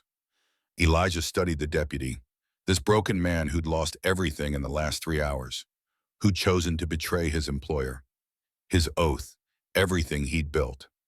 "You can stay, help us fight, or you can ride to Denver. Find Reverend Byrne, add your testimony to the ledger." Garrett stood, steadied himself. "I'll fight, owe my brother that much. But if we survive, I'll testify. To everything. Every crime I witnessed. Every report I falsified." He looked at Elijah with dead eyes. "Let me help you now. Let me make one thing right before I die." Outside, dawn was still hours away, but morning was coming, and with it Vernon Crane. 3 people sat in a cabin at the edge of everything, making plans, preparing for war, knowing the odds were poor and the outcome uncertain, but knowing one thing clearly: they would not go quietly. Act 3, the Siege Battle Lines, Day 21. Dawn approached. 3 groups waited for sunrise, each with their own stakes, their own reasons, their own breaking points. At the cabin, Elijah, Catherine, Garrett, Dr. Blackwell. 3 fighters and 1 healer. Elijah knew the land. Catherine was adequate with rifle, good with bow. Garrett knew Crane's tactics. Dr. Blackwell knew how to keep people alive long enough to keep fighting. Lower on the mountain, William Hartford with 10 men, ranchers mostly, farmers, men who could shoot when necessary but weren't soldiers, positioned deliberately. Between Crane and the cabin, human shield, moral barrier, witnesses who would see what happened and remember. On the ridge, Vernon Crane and 4 deputies, professional lawmen, experienced, armed, confident. They had the high ground, had the numbers initially, had the authority of badges and territory, but they no longer had surprise. Crane had watched the townspeople arrive yesterday, watched them make camp, stake their claim. He'd sent a deputy down to order them to move. Hartford had refused, politely, but absolutely. Now Crane had a problem. He couldn't attack the cabin without going through civilians, couldn't kill civilians without consequences, not with federal marshals potentially riding from Denver, not with his operation already exposed. But he also couldn't retreat, couldn't let a nun and a trapper defy him, couldn't allow evidence of his crimes to survive. He was cornered, and cornered men made mistakes. Dawn broke cold and clear. The mountains turned gold, the valley filled with light, perfect visibility, perfect conditions for violence. Crane descended alone. White flag, mockery of parley, stopped 50 yards from Hartford's position, called out, "Hartford, this is law business. Move your people aside." Hartford stepped forward, met him in no man's land, both unarmed, both tense. "Can't do that, Marshal. These people are under our protection. You're interfering with territorial law. We're protecting our neighbors. That's legal." "That's right. Your neighbors are harboring a fugitive. According to you, we'd like to hear their side." Crane's jaw tightened. "This isn't a debate. No, it's a standoff, and you started it."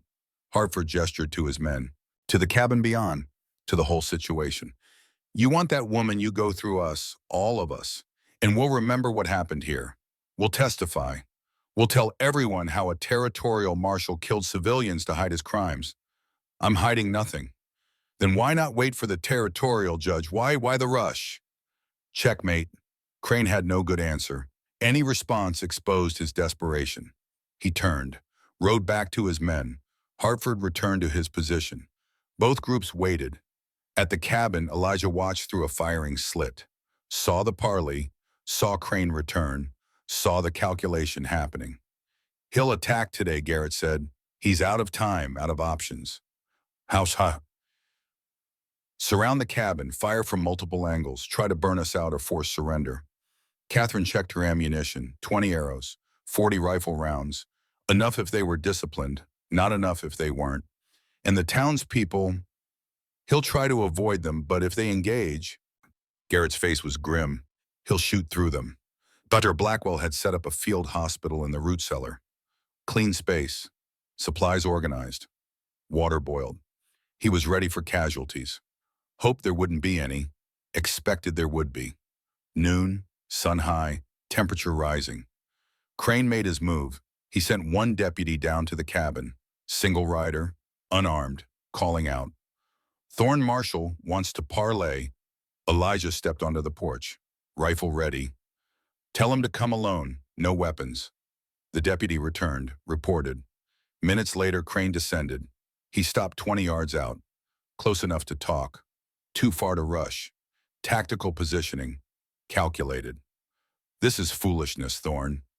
You're right about that. Hand over the nun and whatever she stole. We'll call this a misunderstanding." Elijah held up papers. Garrett's contribution, Crane's own notes, recognized them immediately.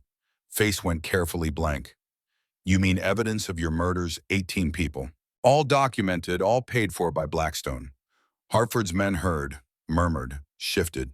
This was new information, confirmation of suspicions, proof of what they'd feared. Crane's voice rose, addressing the crowd now. Damage control. Those are serious accusations, unfounded, based on stolen documents that could be forgeries. Your handwriting, Marshal, witnessed by your deputy. Elijah gestured to the cabin. Samuel Garrett, want to come out and confirm? Garrett appeared in the doorway, still wearing his deputy badge, but standing with Elijah. Visual betrayal, public defection. Crane's face went dark. Garrett, you're finished. Yeah, I am, but so are you. The tension crystallized, everyone understanding. This was personal. This was betrayal. This was family. Last chance, Thorne. Walk away. Just walk away. I'll make you wealthy. $5,000, more than you'll see in 10 years. I don't want your money. Then what do you want? Justice. The word hung in the air, simple, absolute. The thing Crane had been avoiding for 4 years, the thing he'd killed 18 people to prevent. He turned, walked back up the mountain. Halfway up, he called back. You're all dead, all of you, Hartford shouted. That's a threat against civilians. Everyone heard, witnesses, dozens of them, all watching, all able to testify. Crane had just made his fatal mistake, and he knew it, but he was too deep, too committed, could only go forward now. At his camp, he gave orders. We attack at sundown. All 4 of you, multiple angles, kill anyone who resists. The townspeople, shoot through them if you have to. One deputy hesitated.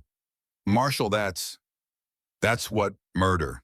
Crane pulled his revolver, aimed it at the deputy's head. You questioning me? The deputy stared down the barrel, swallowed. No, sir. Good, because I need loyalty, not conscience. Anyone else have objections? Silence, fear, obedience born from terror. Then we end this tonight. The battle, sundown painted the valley gold and red. Shadows stretched, temperature dropped. Perfect time for violence.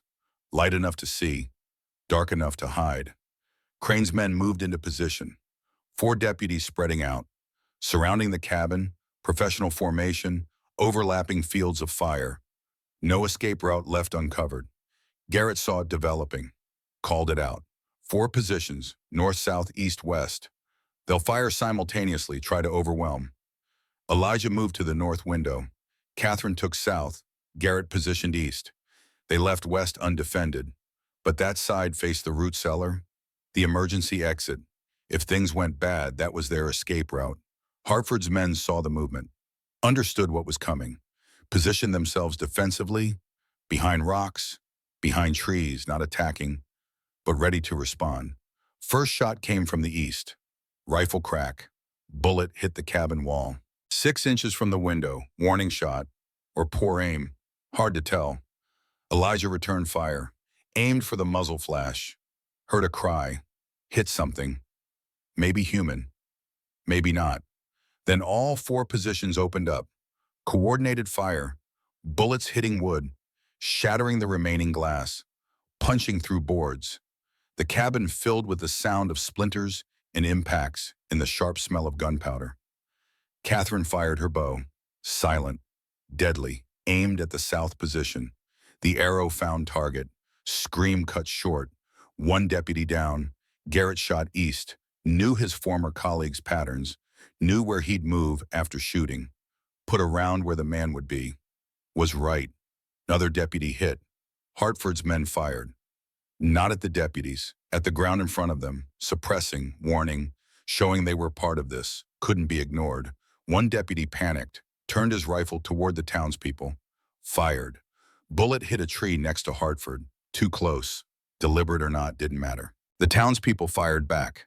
Not warning shots now, real ones. Return fire, self-defense. Witnessed by everyone. The deputy went down, wounded, screaming. 2 others broke, ran, up the mountain, toward Crane's camp, away from the fight they hadn't signed up for. That left Crane and 1 deputy, against 3 at the cabin, 10 at Hartford's position. Outnumbered, outgunned, out of options. But Crane wasn't retreating, was charging, down the mountain, rifle blazing, not aimed shots, suppressing fire, trying to reach the cabin. trying to kill everyone inside, trying to destroy evidence, trying to survive. Hartford's men tried to stop him. Fired, missed, Crane was moving, zigzagging, using cover, military trained, experienced, dangerous. He made it through their line, made it to the cabin yard. 20 yards from the door, Elijah stepped out, met him, both rifles raised, behind Elijah behind the door Catherine, and the ledger. And all the proof that would destroy Crane and Blackstone forever. Behind Crane, his last deputy, providing covering fire, keeping Hartford's men suppressed. Two men, face to face, two different sides of one question. Law or justice, authority or truth, survival or principle. Crane fired first, hit Elijah's shoulder, spinning him, pain exploding, rifle dropping. Crane advanced, confident now, raising his weapon for the kill shot. The finish. Catherine appeared in the window, rifle aimed, fired, hit Crane in the side, grazing, painful but not stopping. He turned toward her, raised his rifle, would kill her first, then Elijah, then burn the cabin, destroy everything. Garrett's voice. For Daniel, single shot, center mass, perfect placement. Crane went down, gasping, clutching his chest, blood spreading, knowing these were his last moments. Looking at Garrett with disbelief. Traitor. Yeah, I am. Crane tried to speak. Couldn't. His final shot fired as he fell went through the window. Through wood and glass and air. Hit Catherine. Right shoulder. Identical to Elijah's wound. Like some cosmic balance.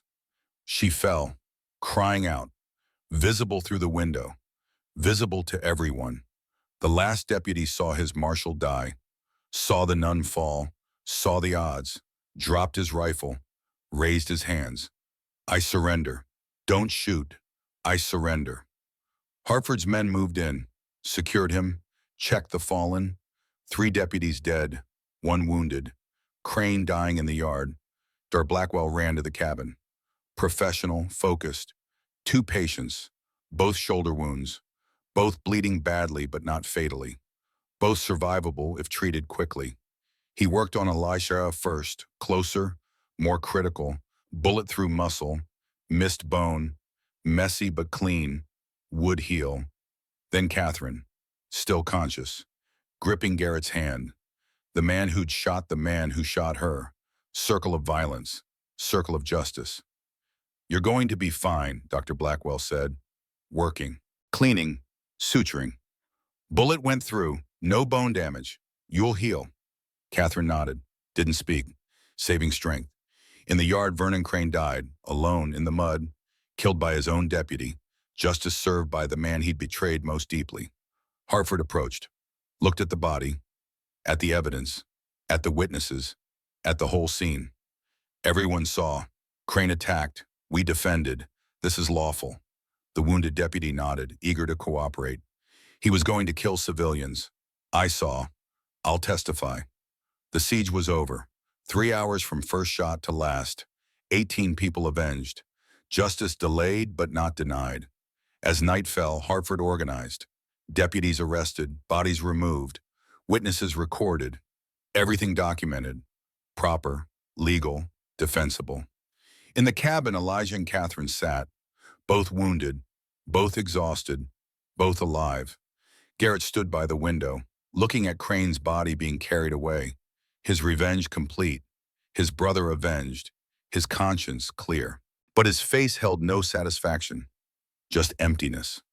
Dr. Blackwell bandaged Catherine's shoulder. You'll need to rest, both of you. Weeks, no work, no writing, just healing.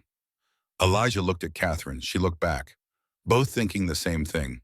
They'd survived, against odds, against a corrupt marshal and a land company and 4 years of death. They'd survived together. Outside, Hartford's men made camp, would stay until Judge Thompson arrived, until federal marshals came, until this was officially over. But in that cabin with 2 people wounded and alive, it already felt over. Felt like the hard part was done. The fighting finished. What came next was different. Trials, testimony, justice in courtrooms instead of gunfire. And maybe when the healing was done, something else. something neither could name yet, something that had started with a dying horse and a nun and a man willing to stand when standing was hardest. The story wasn't over, but this chapter was closing. And the next one, whatever it held, would be faced together. Not alone, never alone again. 2 weeks after the siege, the journey to Denver took 5 days. Elijah and Catherine traveled together. Both healing. Elijah's shoulder was stiff but functional. Catherine's wound pulled with each breath. But mountain people learned to work through pain, learned that healing happened while living, not instead of it. Samuel Garrett rode with them, quiet, haunted, carrying the weight of 3 years as an accessory to murder. The badge was gone from his coat, left it in the mud beside Crane's body. Some things couldn't be clean, could only be discarded. Margaret Cooper accompanied them as witness. Dr. Blackwell stayed behind. Someone needed to tend the wounded deputy who'd surrendered. Someone needed to be conscious in a town trying to understand what had happened in their mountains. Reverend Byrne met them at the territorial courthouse. He'd arrived 3 days prior with the ledger, had already presented it to Judge Marcus Thompson, already set wheels of justice turning. The judge wants to proceed immediately, Byrne said. 18 murders, territorial corruption, Blackstone Company involvement. This is the biggest case Colorado has seen. They stayed at a boarding house, separate rooms, propriety maintained despite everything. Catherine was still technically a nun, still bound by vows, still Sister Catherine Shaw even as she prepared to testify against a dead marshal. The night before trial she couldn't sleep, found herself in the parlor at midnight. Elijah found her there. I've never spoken in front of that many people. He sat beside her, careful not to jostle his wounded shoulder. You speak to God every day. God listens. People judge. You survived 3 days on a dying horse, survived Crane, survived being shot. You can survive questions. She tried to smile, failed. What if they don't believe me? They'll believe you. How do you know about? Because I do, and I'm the hardest man to convince in Colorado. Outside, Denver slept. 200,000 people in a city that felt alien to both of them. Too many buildings, too many sounds, too much everything. They were mountain people, needed space, needed silence, needed distance from crowds. After this, Catherine said, what happens? Elijah didn't answer immediately, thinking, choosing words carefully. You go back to the mission, I go back to the valley. That's what should happen. Pause. Waited. Important. Should. Yeah, should. She looked at him, really looked, searching his face for meaning. But I don't want you to go back. The words hung between them. Confession, admission. The thing neither had said aloud despite weeks of proximity, of shared danger, of growing connection that had started with a dying horse and deepened through siege and blood. Elijah, don't. I know what you're going to say. You're a nun. You have vows. I'm not asking you to break them. Then what are you asking? I'm asking if those vows are still what you want, if that life is still your life, or if maybe something changed. Catherine's hands twisted in her lap. The rosary beads she always carried clicked softly. Everything changed. I changed. But that doesn't mean... She stopped, started again. I don't know what I want anymore. Then take time, figure it out. I'll be in the valley. If you want to find me, you know where. And if I don't, then I'll know you made the right choice. For you. She touched his face, gentle, her healer's hands finding the scars and calluses that told his story. You're a good man, Elijah Thorne. You said that before. I meant it then. I mean it now. They sat in silence until dawn came gray through the windows, until the city woke, until the day of reckoning arrived, the testimony. The courthouse was packed, every seat filled, standing room only in the back. Press from 6 newspapers, families of the victims, curious onlookers, people who'd heard rumors and wanted truth. Judge Marcus Thompson presided, 64 years old, severe face, reputation for fairness that had survived 30 years on the bench. If justice existed in Colorado territory, it existed in his courtroom. This trial is extraordinary, he began, voice carrying to every corner. The accused is deceased. We're trying a dead man and the company that employed him. But justice isn't just for the living. These families deserve answers. This territory deserves truth. He looked at the gallery, at the faces waiting, hoping. Proceed. The prosecution opened with the ledger, displayed the pages on large boards where jury and gallery could see. Read the entries, one by one. 18 names, 18 dates, 18 payments, 4 years of murder reduced to bookkeeping. The jury watched. 12 men, ranchers, shopkeepers, one teacher, one blacksmith. Regular people asked to judge irregular crimes. Their faces showed the weight of it. The scope. First witness Margaret Cooper. She took the stand with dignity. Wore black still. 3 years later, and she still mourned. Still carried the absence of Thomas Cooper like stones in her pockets. The prosecutor was gentle. Mrs. Cooper, tell the jury about your husband. Margaret's voice was steady. She'd practiced this. Prepared. But preparation couldn't stop the pain. Thomas Cooper. We were married 26 years. 3 children. He was a rancher, good man, honest, worked land his father homesteaded. What happened to that land? Blackstone wanted it, for the river access. Thomas refused to sell. It was our children's inheritance, their future. What happened next? 2 weeks later, Thomas was found on the road to Denver, shot 3 times. They said bandits, but his money was still in his pocket. His horse was still tied nearby. Nothing stolen except his life. The gallery murmured. Judge Thompson allowed it briefly, then gestured for silence. Did you suspect foul play? I knew, but knowing and proving are different things. I had no evidence, just a widow's certainty that something was wrong. The prosecutor held up the ledger. Do you recognize this? Yes, that's the proof I needed 3 years ago. He opened it to the correct page, showed her.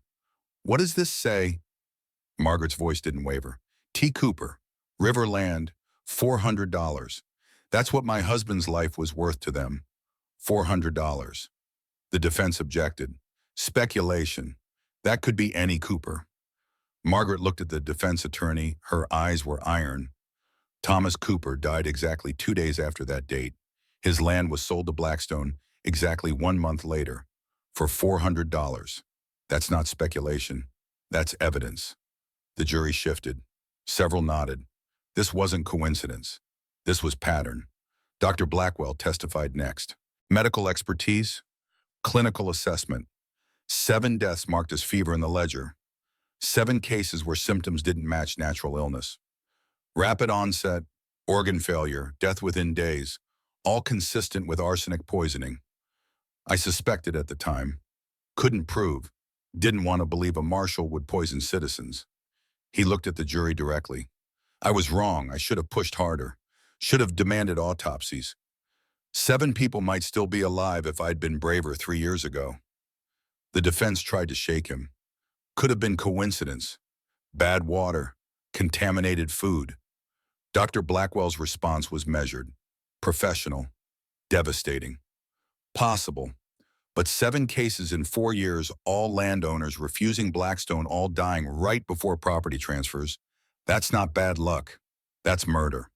William Hartford testified about the siege, about Crane's threats, about the marshal attacking civilians who dared to witness, about justice delayed becoming justice denied until regular people stood up. He threatened to kill us, all of us, said we were in the way. I have 11 men who'll testify the same.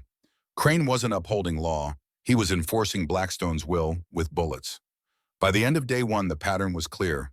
The defense was struggling. Blackstone's lawyers objected and argued and tried to create doubt. But doubt requires ambiguity. The ledger allowed none. That evening, Catherine prepared. Tomorrow she would testify, would tell her story, would make them see what happened at Sacred Heart Mission. Elijah found her in the boarding house parlor.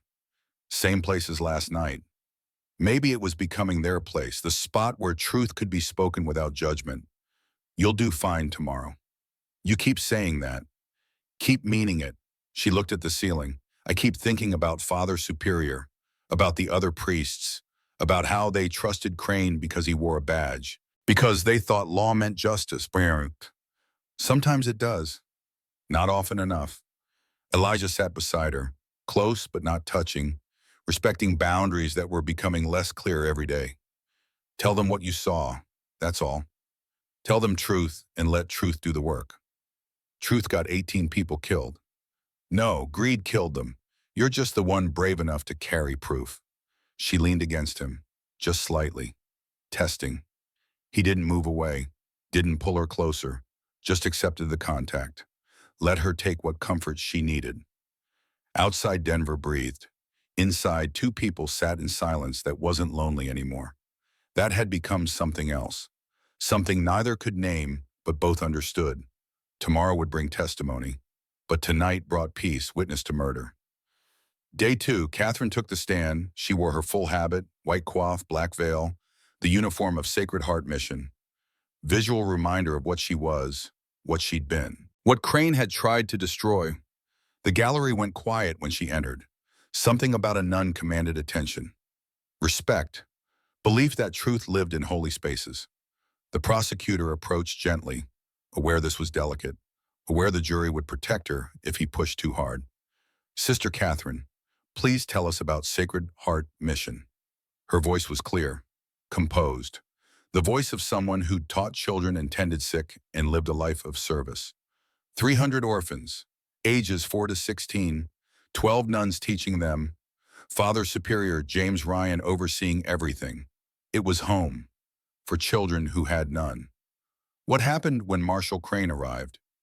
He came with papers, said the mission land belonged to Blackstone Land Company, said we had 30 days to vacate. Father Superior refused.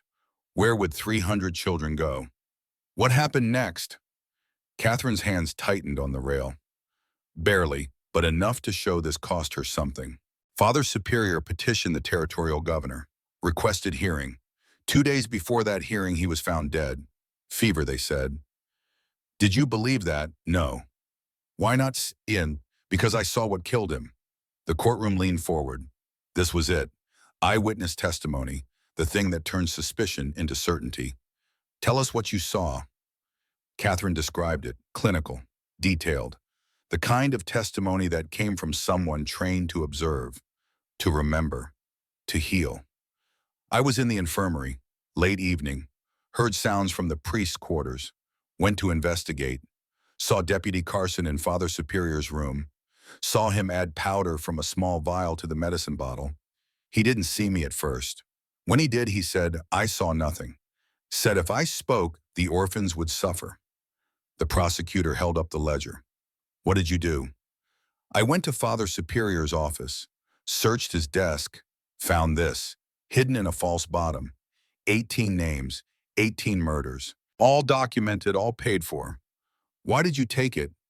Because it was proof, because someone had to carry it, because those 18 people deserve to be remembered as more than convenient accidents. The defense rose for cross-examination. The lawyer was careful. Attacking a nun in full habit was dangerous. But he had to try. Sister Catherine, you admit you stole that ledger. I took evidence of crimes. That's theft. That's survival. You fled lawful authority. I fled a murderer who wore a badge. The lawyer shifted tactics. You caused those deputies' deaths at the siege. Catherine's eyes hardened. Marshall Crane caused them by sending men to murder witnesses, by attacking civilians, by choosing bullets over truth. You could have surrendered, prevented bloodshed. I could have died, and these 18 families would have no justice. The orphans would have no home. Blackstone would still be killing anyone who stood in their way. She leaned forward slightly. Not aggressive, but absolutely certain. I took vows to protect the innocent, to heal the sick, to serve God. I kept those vows, every single one, even when keeping them meant running, even when keeping them meant fighting. The gallery erupted, applause, shouts of support. Judge Thompson banged his gavel. Order, order.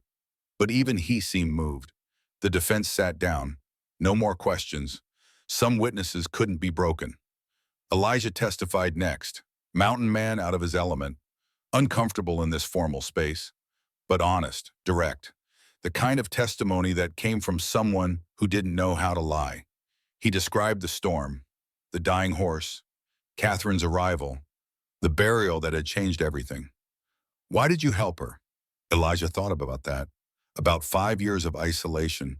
About silence that had been both prison and protection. About a woman who'd sat beside a grave all night and broken through all of it because she buried a horse. Took hours, did it right. Anyone who does that is worth standing with. The defense tried to shake him. You harbored a fugitive. I sheltered someone who arrived dying on my doorstep. That's called being human. You could have turned her over to authorities. The authorities were trying to kill her. You resisted a territorial marshal. I defended my home against someone who threatened to murder me whether I helped her or not.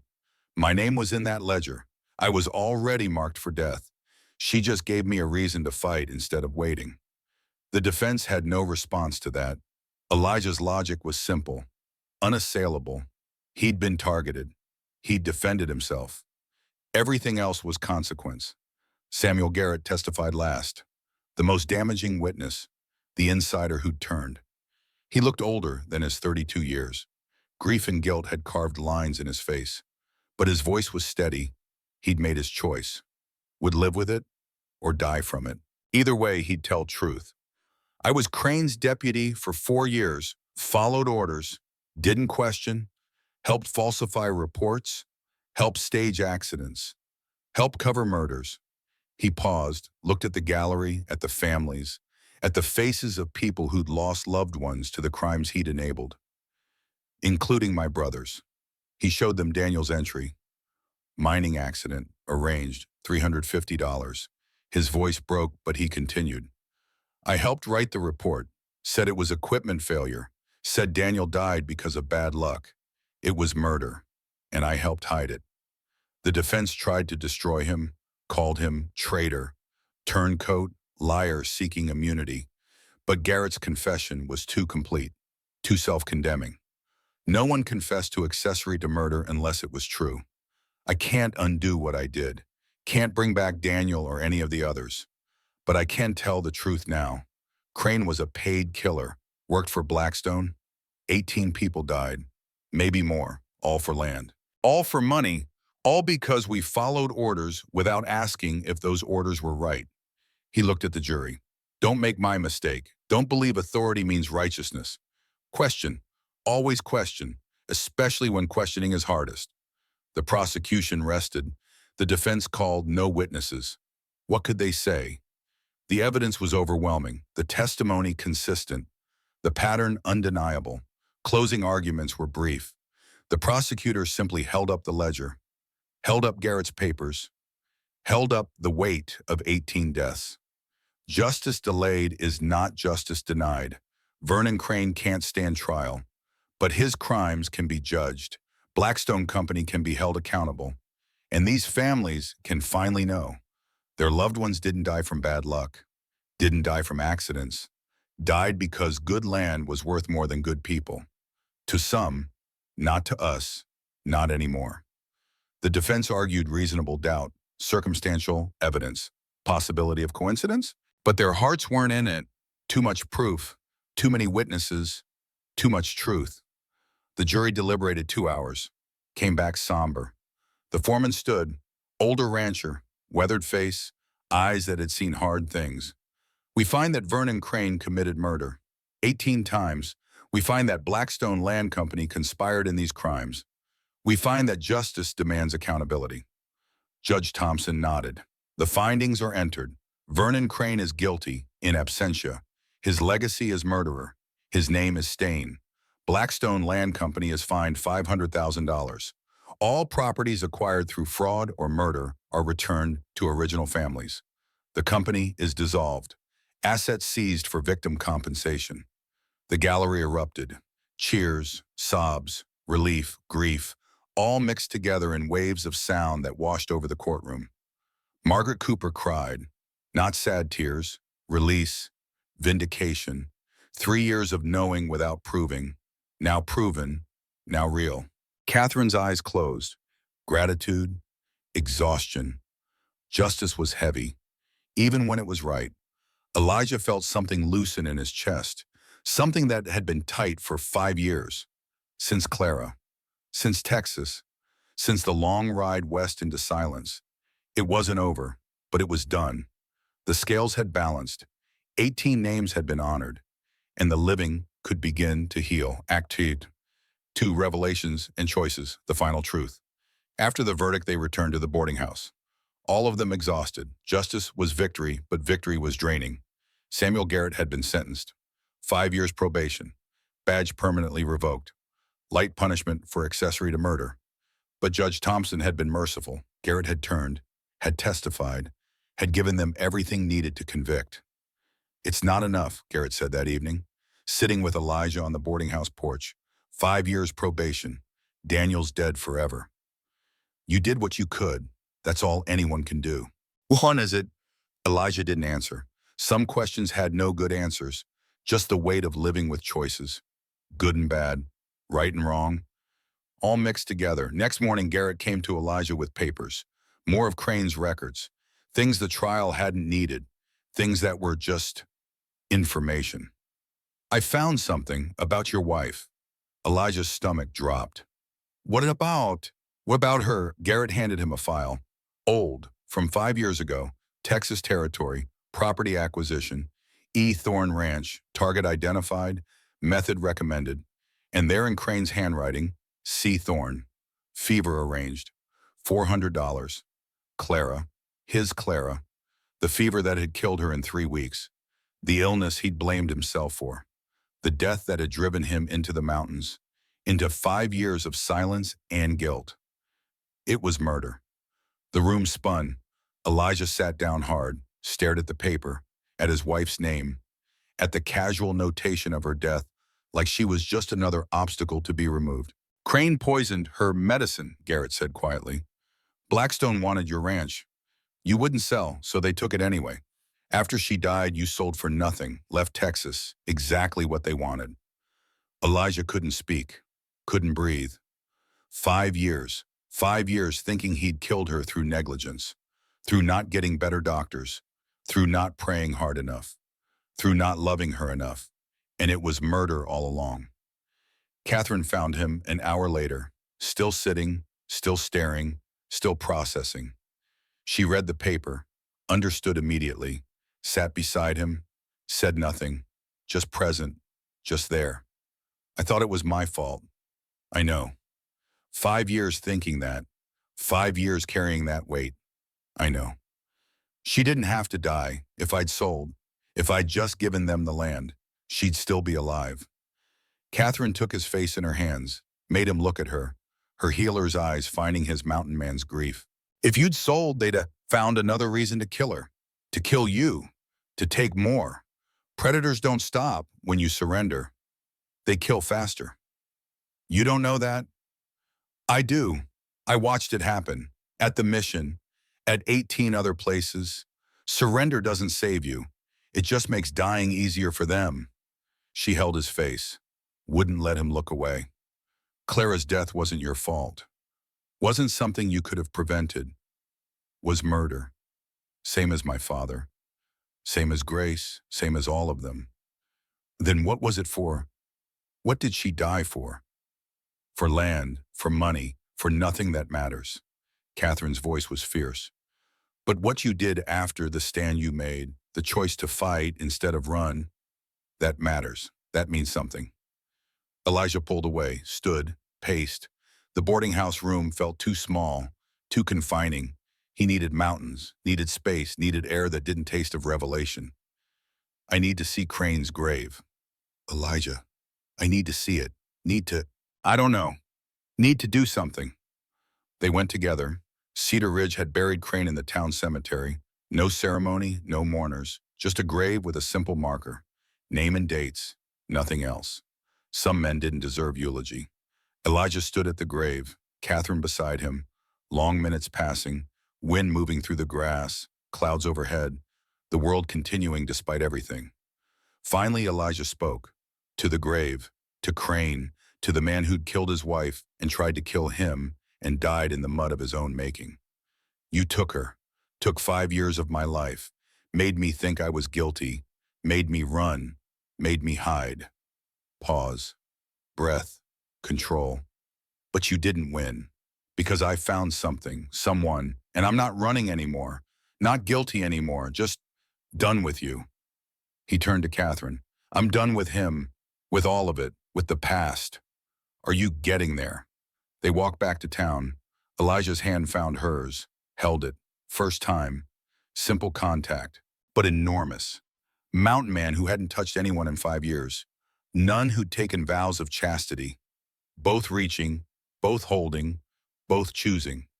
What happens now, Catherine asked. You decide about the vows. I go back to the valley. We figure out what we want. And if what we want is impossible, then we find new wants or make impossible work. She smiled, small, real.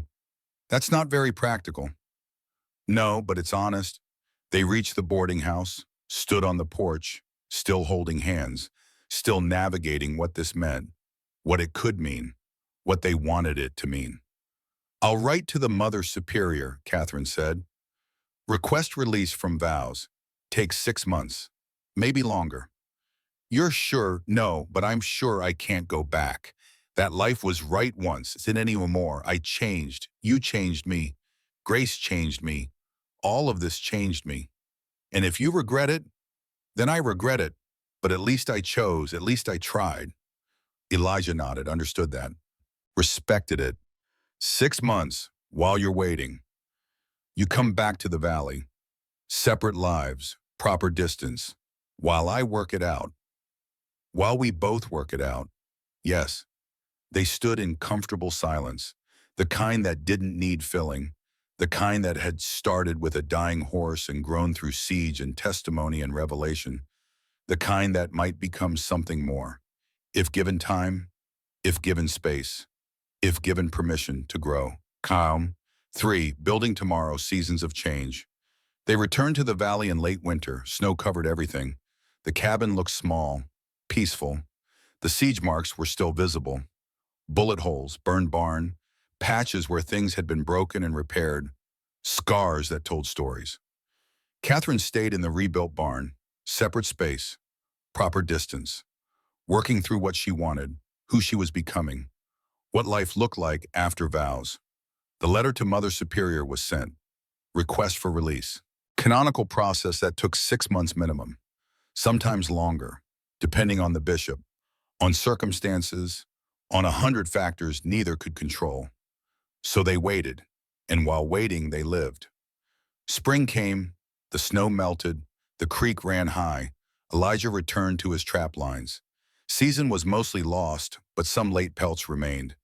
Some income salvaged from the wreckage. Catherine established a practice. Word spread. The nun who'd fought a marshal, the healer who knew herbs and surgery. People came from Cedar Ridge, from other valleys, broken bones, fevers, births. She treated everyone, charged those who could pay, treated free those who couldn't. They fell into rhythm, morning trap checks together. She was competent now, could reset traps, could skin pelts adequately. Not expert, but capable. Afternoons separate, her with patience, him with cabin repairs, rebuilding what the siege had destroyed, making things whole again. Evenings together, meals, conversation. The slow building of partnership that happened when two people worked toward common goals, common survival, common future. They didn't talk about what happened after 6 months, didn't plan beyond the day, just lived, just existed, just allowed whatever was growing between them to grow without forcing, without naming, without demanding it be more than it was ready to be. One evening, sitting on the porch watching Grace's grave where wildflowers had started to bloom, Catherine asked about his dreams. I don't dream much. Everyone dreams. Then I don't remember them. She smiled. Convenient. Maybe. Pause. Comfortable silence. Then Elijah spoke. I dreamed once, after Clara died. Dreamed about building something, a family, a life. Children who'd grow up knowing both parents. Who'd learn the mountains, learn strength, learn that standing for things mattered. That's a good dream. Was, then it died with her. Put it away, stopped dreaming. Figured that part of life was done. Catherine waited, knowing there was more. But lately, since you came, since everything, been thinking about it again. that dream or something like it. And and I don't know, dreams are dangerous. Get attached to them. They disappoint. They die. Hurt more than not having them. Catherine's hand found his, held it. This was becoming normal, natural. Touch that spoke what words couldn't. Then don't dream alone. Dream with someone. Share the weight. Share the hope. He looked at her. This woman who had arrived dying and become essential, who'd fit into his life like she'd always been there, who'd made silence into partnership and isolation into community. Is that what we're doing, dreaming together? I think so, if you want. I want. Summer brought the letter. Official seal, heavy paper. Catherine held it like it might explode, might contain rejection, might contain impossible conditions. She opened it with shaking hands. Read. Tears started. Relief, joy, something else. They granted it. Release from vows. 6 months is complete. I'm no longer Sister Catherine Shaw, just Catherine Shaw. Elijah stood, uncertain. How do you feel? Free and terrified. That's normal. Is it for anything worth doing? She laughed, through tears, through Jamie's joy, through the overwhelming weight of choice and consequence and possibility. That evening, Elijah asked the question he'd been holding for months. Catherine Shaw, will you marry me? Not eloquent, not romantic, just simple, direct, the way mountain men ask questions. Without poetry, with only truth. She looked at him. This man who'd given shelter when she was dying, who'd stood beside her through siege and trial, who'd waited while she figured out who she was becoming, who'd offered partnership without demanding, who'd dreamed with her instead of at her. Yes. One word. Simple. Absolute. Everything. One condition, she added. What's that? We do it at Grace's grave. She brought us together. She should be part of it. Elijah nodded. Right. Proper. Honoring the sacrifice that had started everything. 3 weeks later, they married. Small ceremony, Reverend Byrne officiating, Margaret and Hartford as witnesses, 20 townspeople who'd stood with them, who'd chosen principle over safety, who'd earned the right to celebrate. Catherine wore a simple dress, no veil, no white, just clean fabric and wildflowers in her hair. Mountain wedding. Practical, beautiful. Elijah wore his best shirt, had scrubbed until his hands were raw, looked uncomfortable but determined, like a man facing something more terrifying than bullets. At Grace's grave, Reverend Byrne spoke about sacrifice, about loyalty, about how the mayor had carried hope through darkness, about how sometimes the smallest acts of courage created the largest changes. Simple vows, traditional words, spoken with meaning that transcended formula. Rings made from silver Elijah had traded pelts for. Simple bands, no decoration, just promise. Margaret toasted them. To survival, to justice, to new beginnings. You fought for what matters. That's everything. They spent their wedding night in the cabin. No honeymoon, no travel, just home, just together, just the beginning of whatever came next. Outside Grace's grave held its vigil. The wildflowers bloomed, the mountains watched, and something that had started with death became something about living. 35 years forward. Elijah Thorne was 77 years old. Catherine was 66. They sat on the porch of their ranch house, much larger now than the original cabin. Additions built over decades. Children's rooms, guest quarters, office for Catherine's medical practice. The valley had changed. What had been wilderness was now community. Cedar Ridge had grown. 300 people now. School where Catherine taught medicine 1 day per week. Church Elijah had helped build.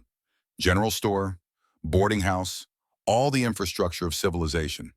But the mountains remained, unchanged, eternal, reminding them where they'd come from, what they'd survived, what they'd built. Their children were grown, successful, each carrying the legacy forward in their own way. Grace Margaret Thorne Hartford, 35 years old, named for the horse and the woman who'd stood with them. She'd married William Hartford's son, ran the expanded ranch. 600 acres now, employed 20 people, provided jobs for the valley. Daniel Samuel Thorne, 32, named for Samuel Garrett's brother and for Garrett himself, who'd found redemption through testimony. Daniel was a territorial judge now, youngest ever appointed, carried on the work of justice his parents had started. Clara Joy Thorne, 29, named for Elijah's first wife and for the emotion of second chances. She was a doctor, first woman doctor in the territory. Practiced in Denver, but visited often. Taught at Catherine's clinic. Passed knowledge forward. 5 grandchildren. Thomas was the oldest at 19, wearing Army uniform, shipping out in 3 days, sitting with his grandfather, learning the stories, carrying the carved horse that Elijah had made for him. Everything we built, Catherine said, looking at the valley, at the evidence of their life. Everyone we saved, was it worth it? Elijah didn't answer immediately, thinking about Clara, about the grave in Texas, about 5 years of silence, about a dying horse and a nun, and a choice to stand when standing was hardest. Yeah, it was. Thomas turned the carved horse in his hands. Grace. Perfect detail. Captured mid-stride. Forever running. Forever carrying hope forward. Grandpa, what made the difference between you and Crane? Elijah thought about that. About power and principle. About taking and giving. About 18 murders and one stand that had ended them. He thought power came from taking. We learned it comes from giving. Catherine added her wisdom. He died alone, hated. We lived, surrounded by people we fought for, by children who know their grandparents stood for something. That's not justice, Elijah said. That's mercy, and mercy's harder to earn. Thomas absorbed this, filed it away, preparing for whatever waited in Europe, in war, in the chaos of 1920. Will you be okay while I'm gone? Elijah smiled. We survived Crane. We'll survive missing you, but you come home. You hear me? Yes, sir. No heroics, no unnecessary risks. You do your duty, you survive, you come home because we need you. This valley needs you, future needs you. Thomas nodded, understanding. This wasn't just grandparent concern. This was legacy, responsibility, the weight of everything they'd built being passed forward. Morning came. Thomas in uniform, pack ready, horse saddled. The whole valley came to see him off. 3 generations of people who'd grown up in the shadow of the stories, who knew about Grace and Crane and the siege and the trial, who understood that their lives existed because 2 people had stood. Elijah handed Thomas the carved horse. She carried your grandmother to safety. Now she'll carry you.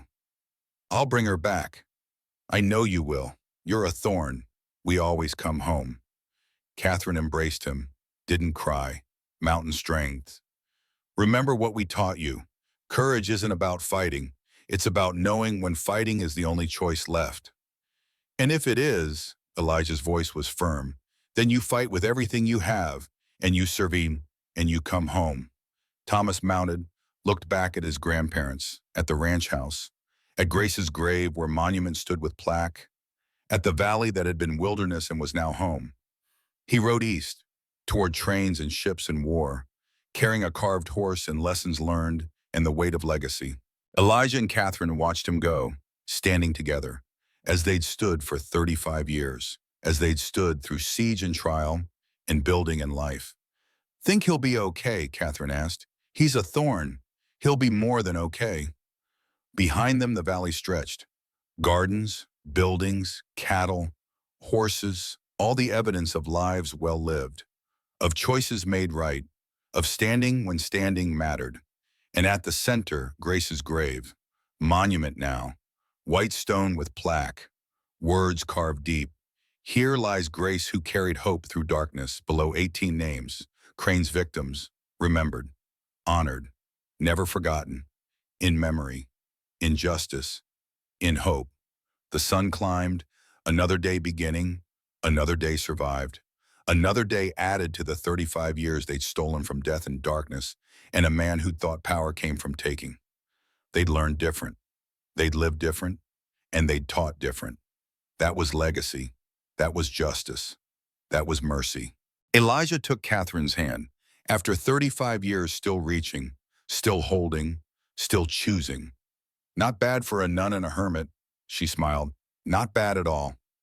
The mountains watched, the valley breathed, and two people who'd found each other in storm and violence and dying horses stood together, watching tomorrow arrive, knowing it would be good, knowing they'd built something that would outlast them, that would carry forward, knowing Grace had succeeded, had carried more than one woman to safety, had carried hope itself, and hope had taken root, had grown, had flourished, and that was enough.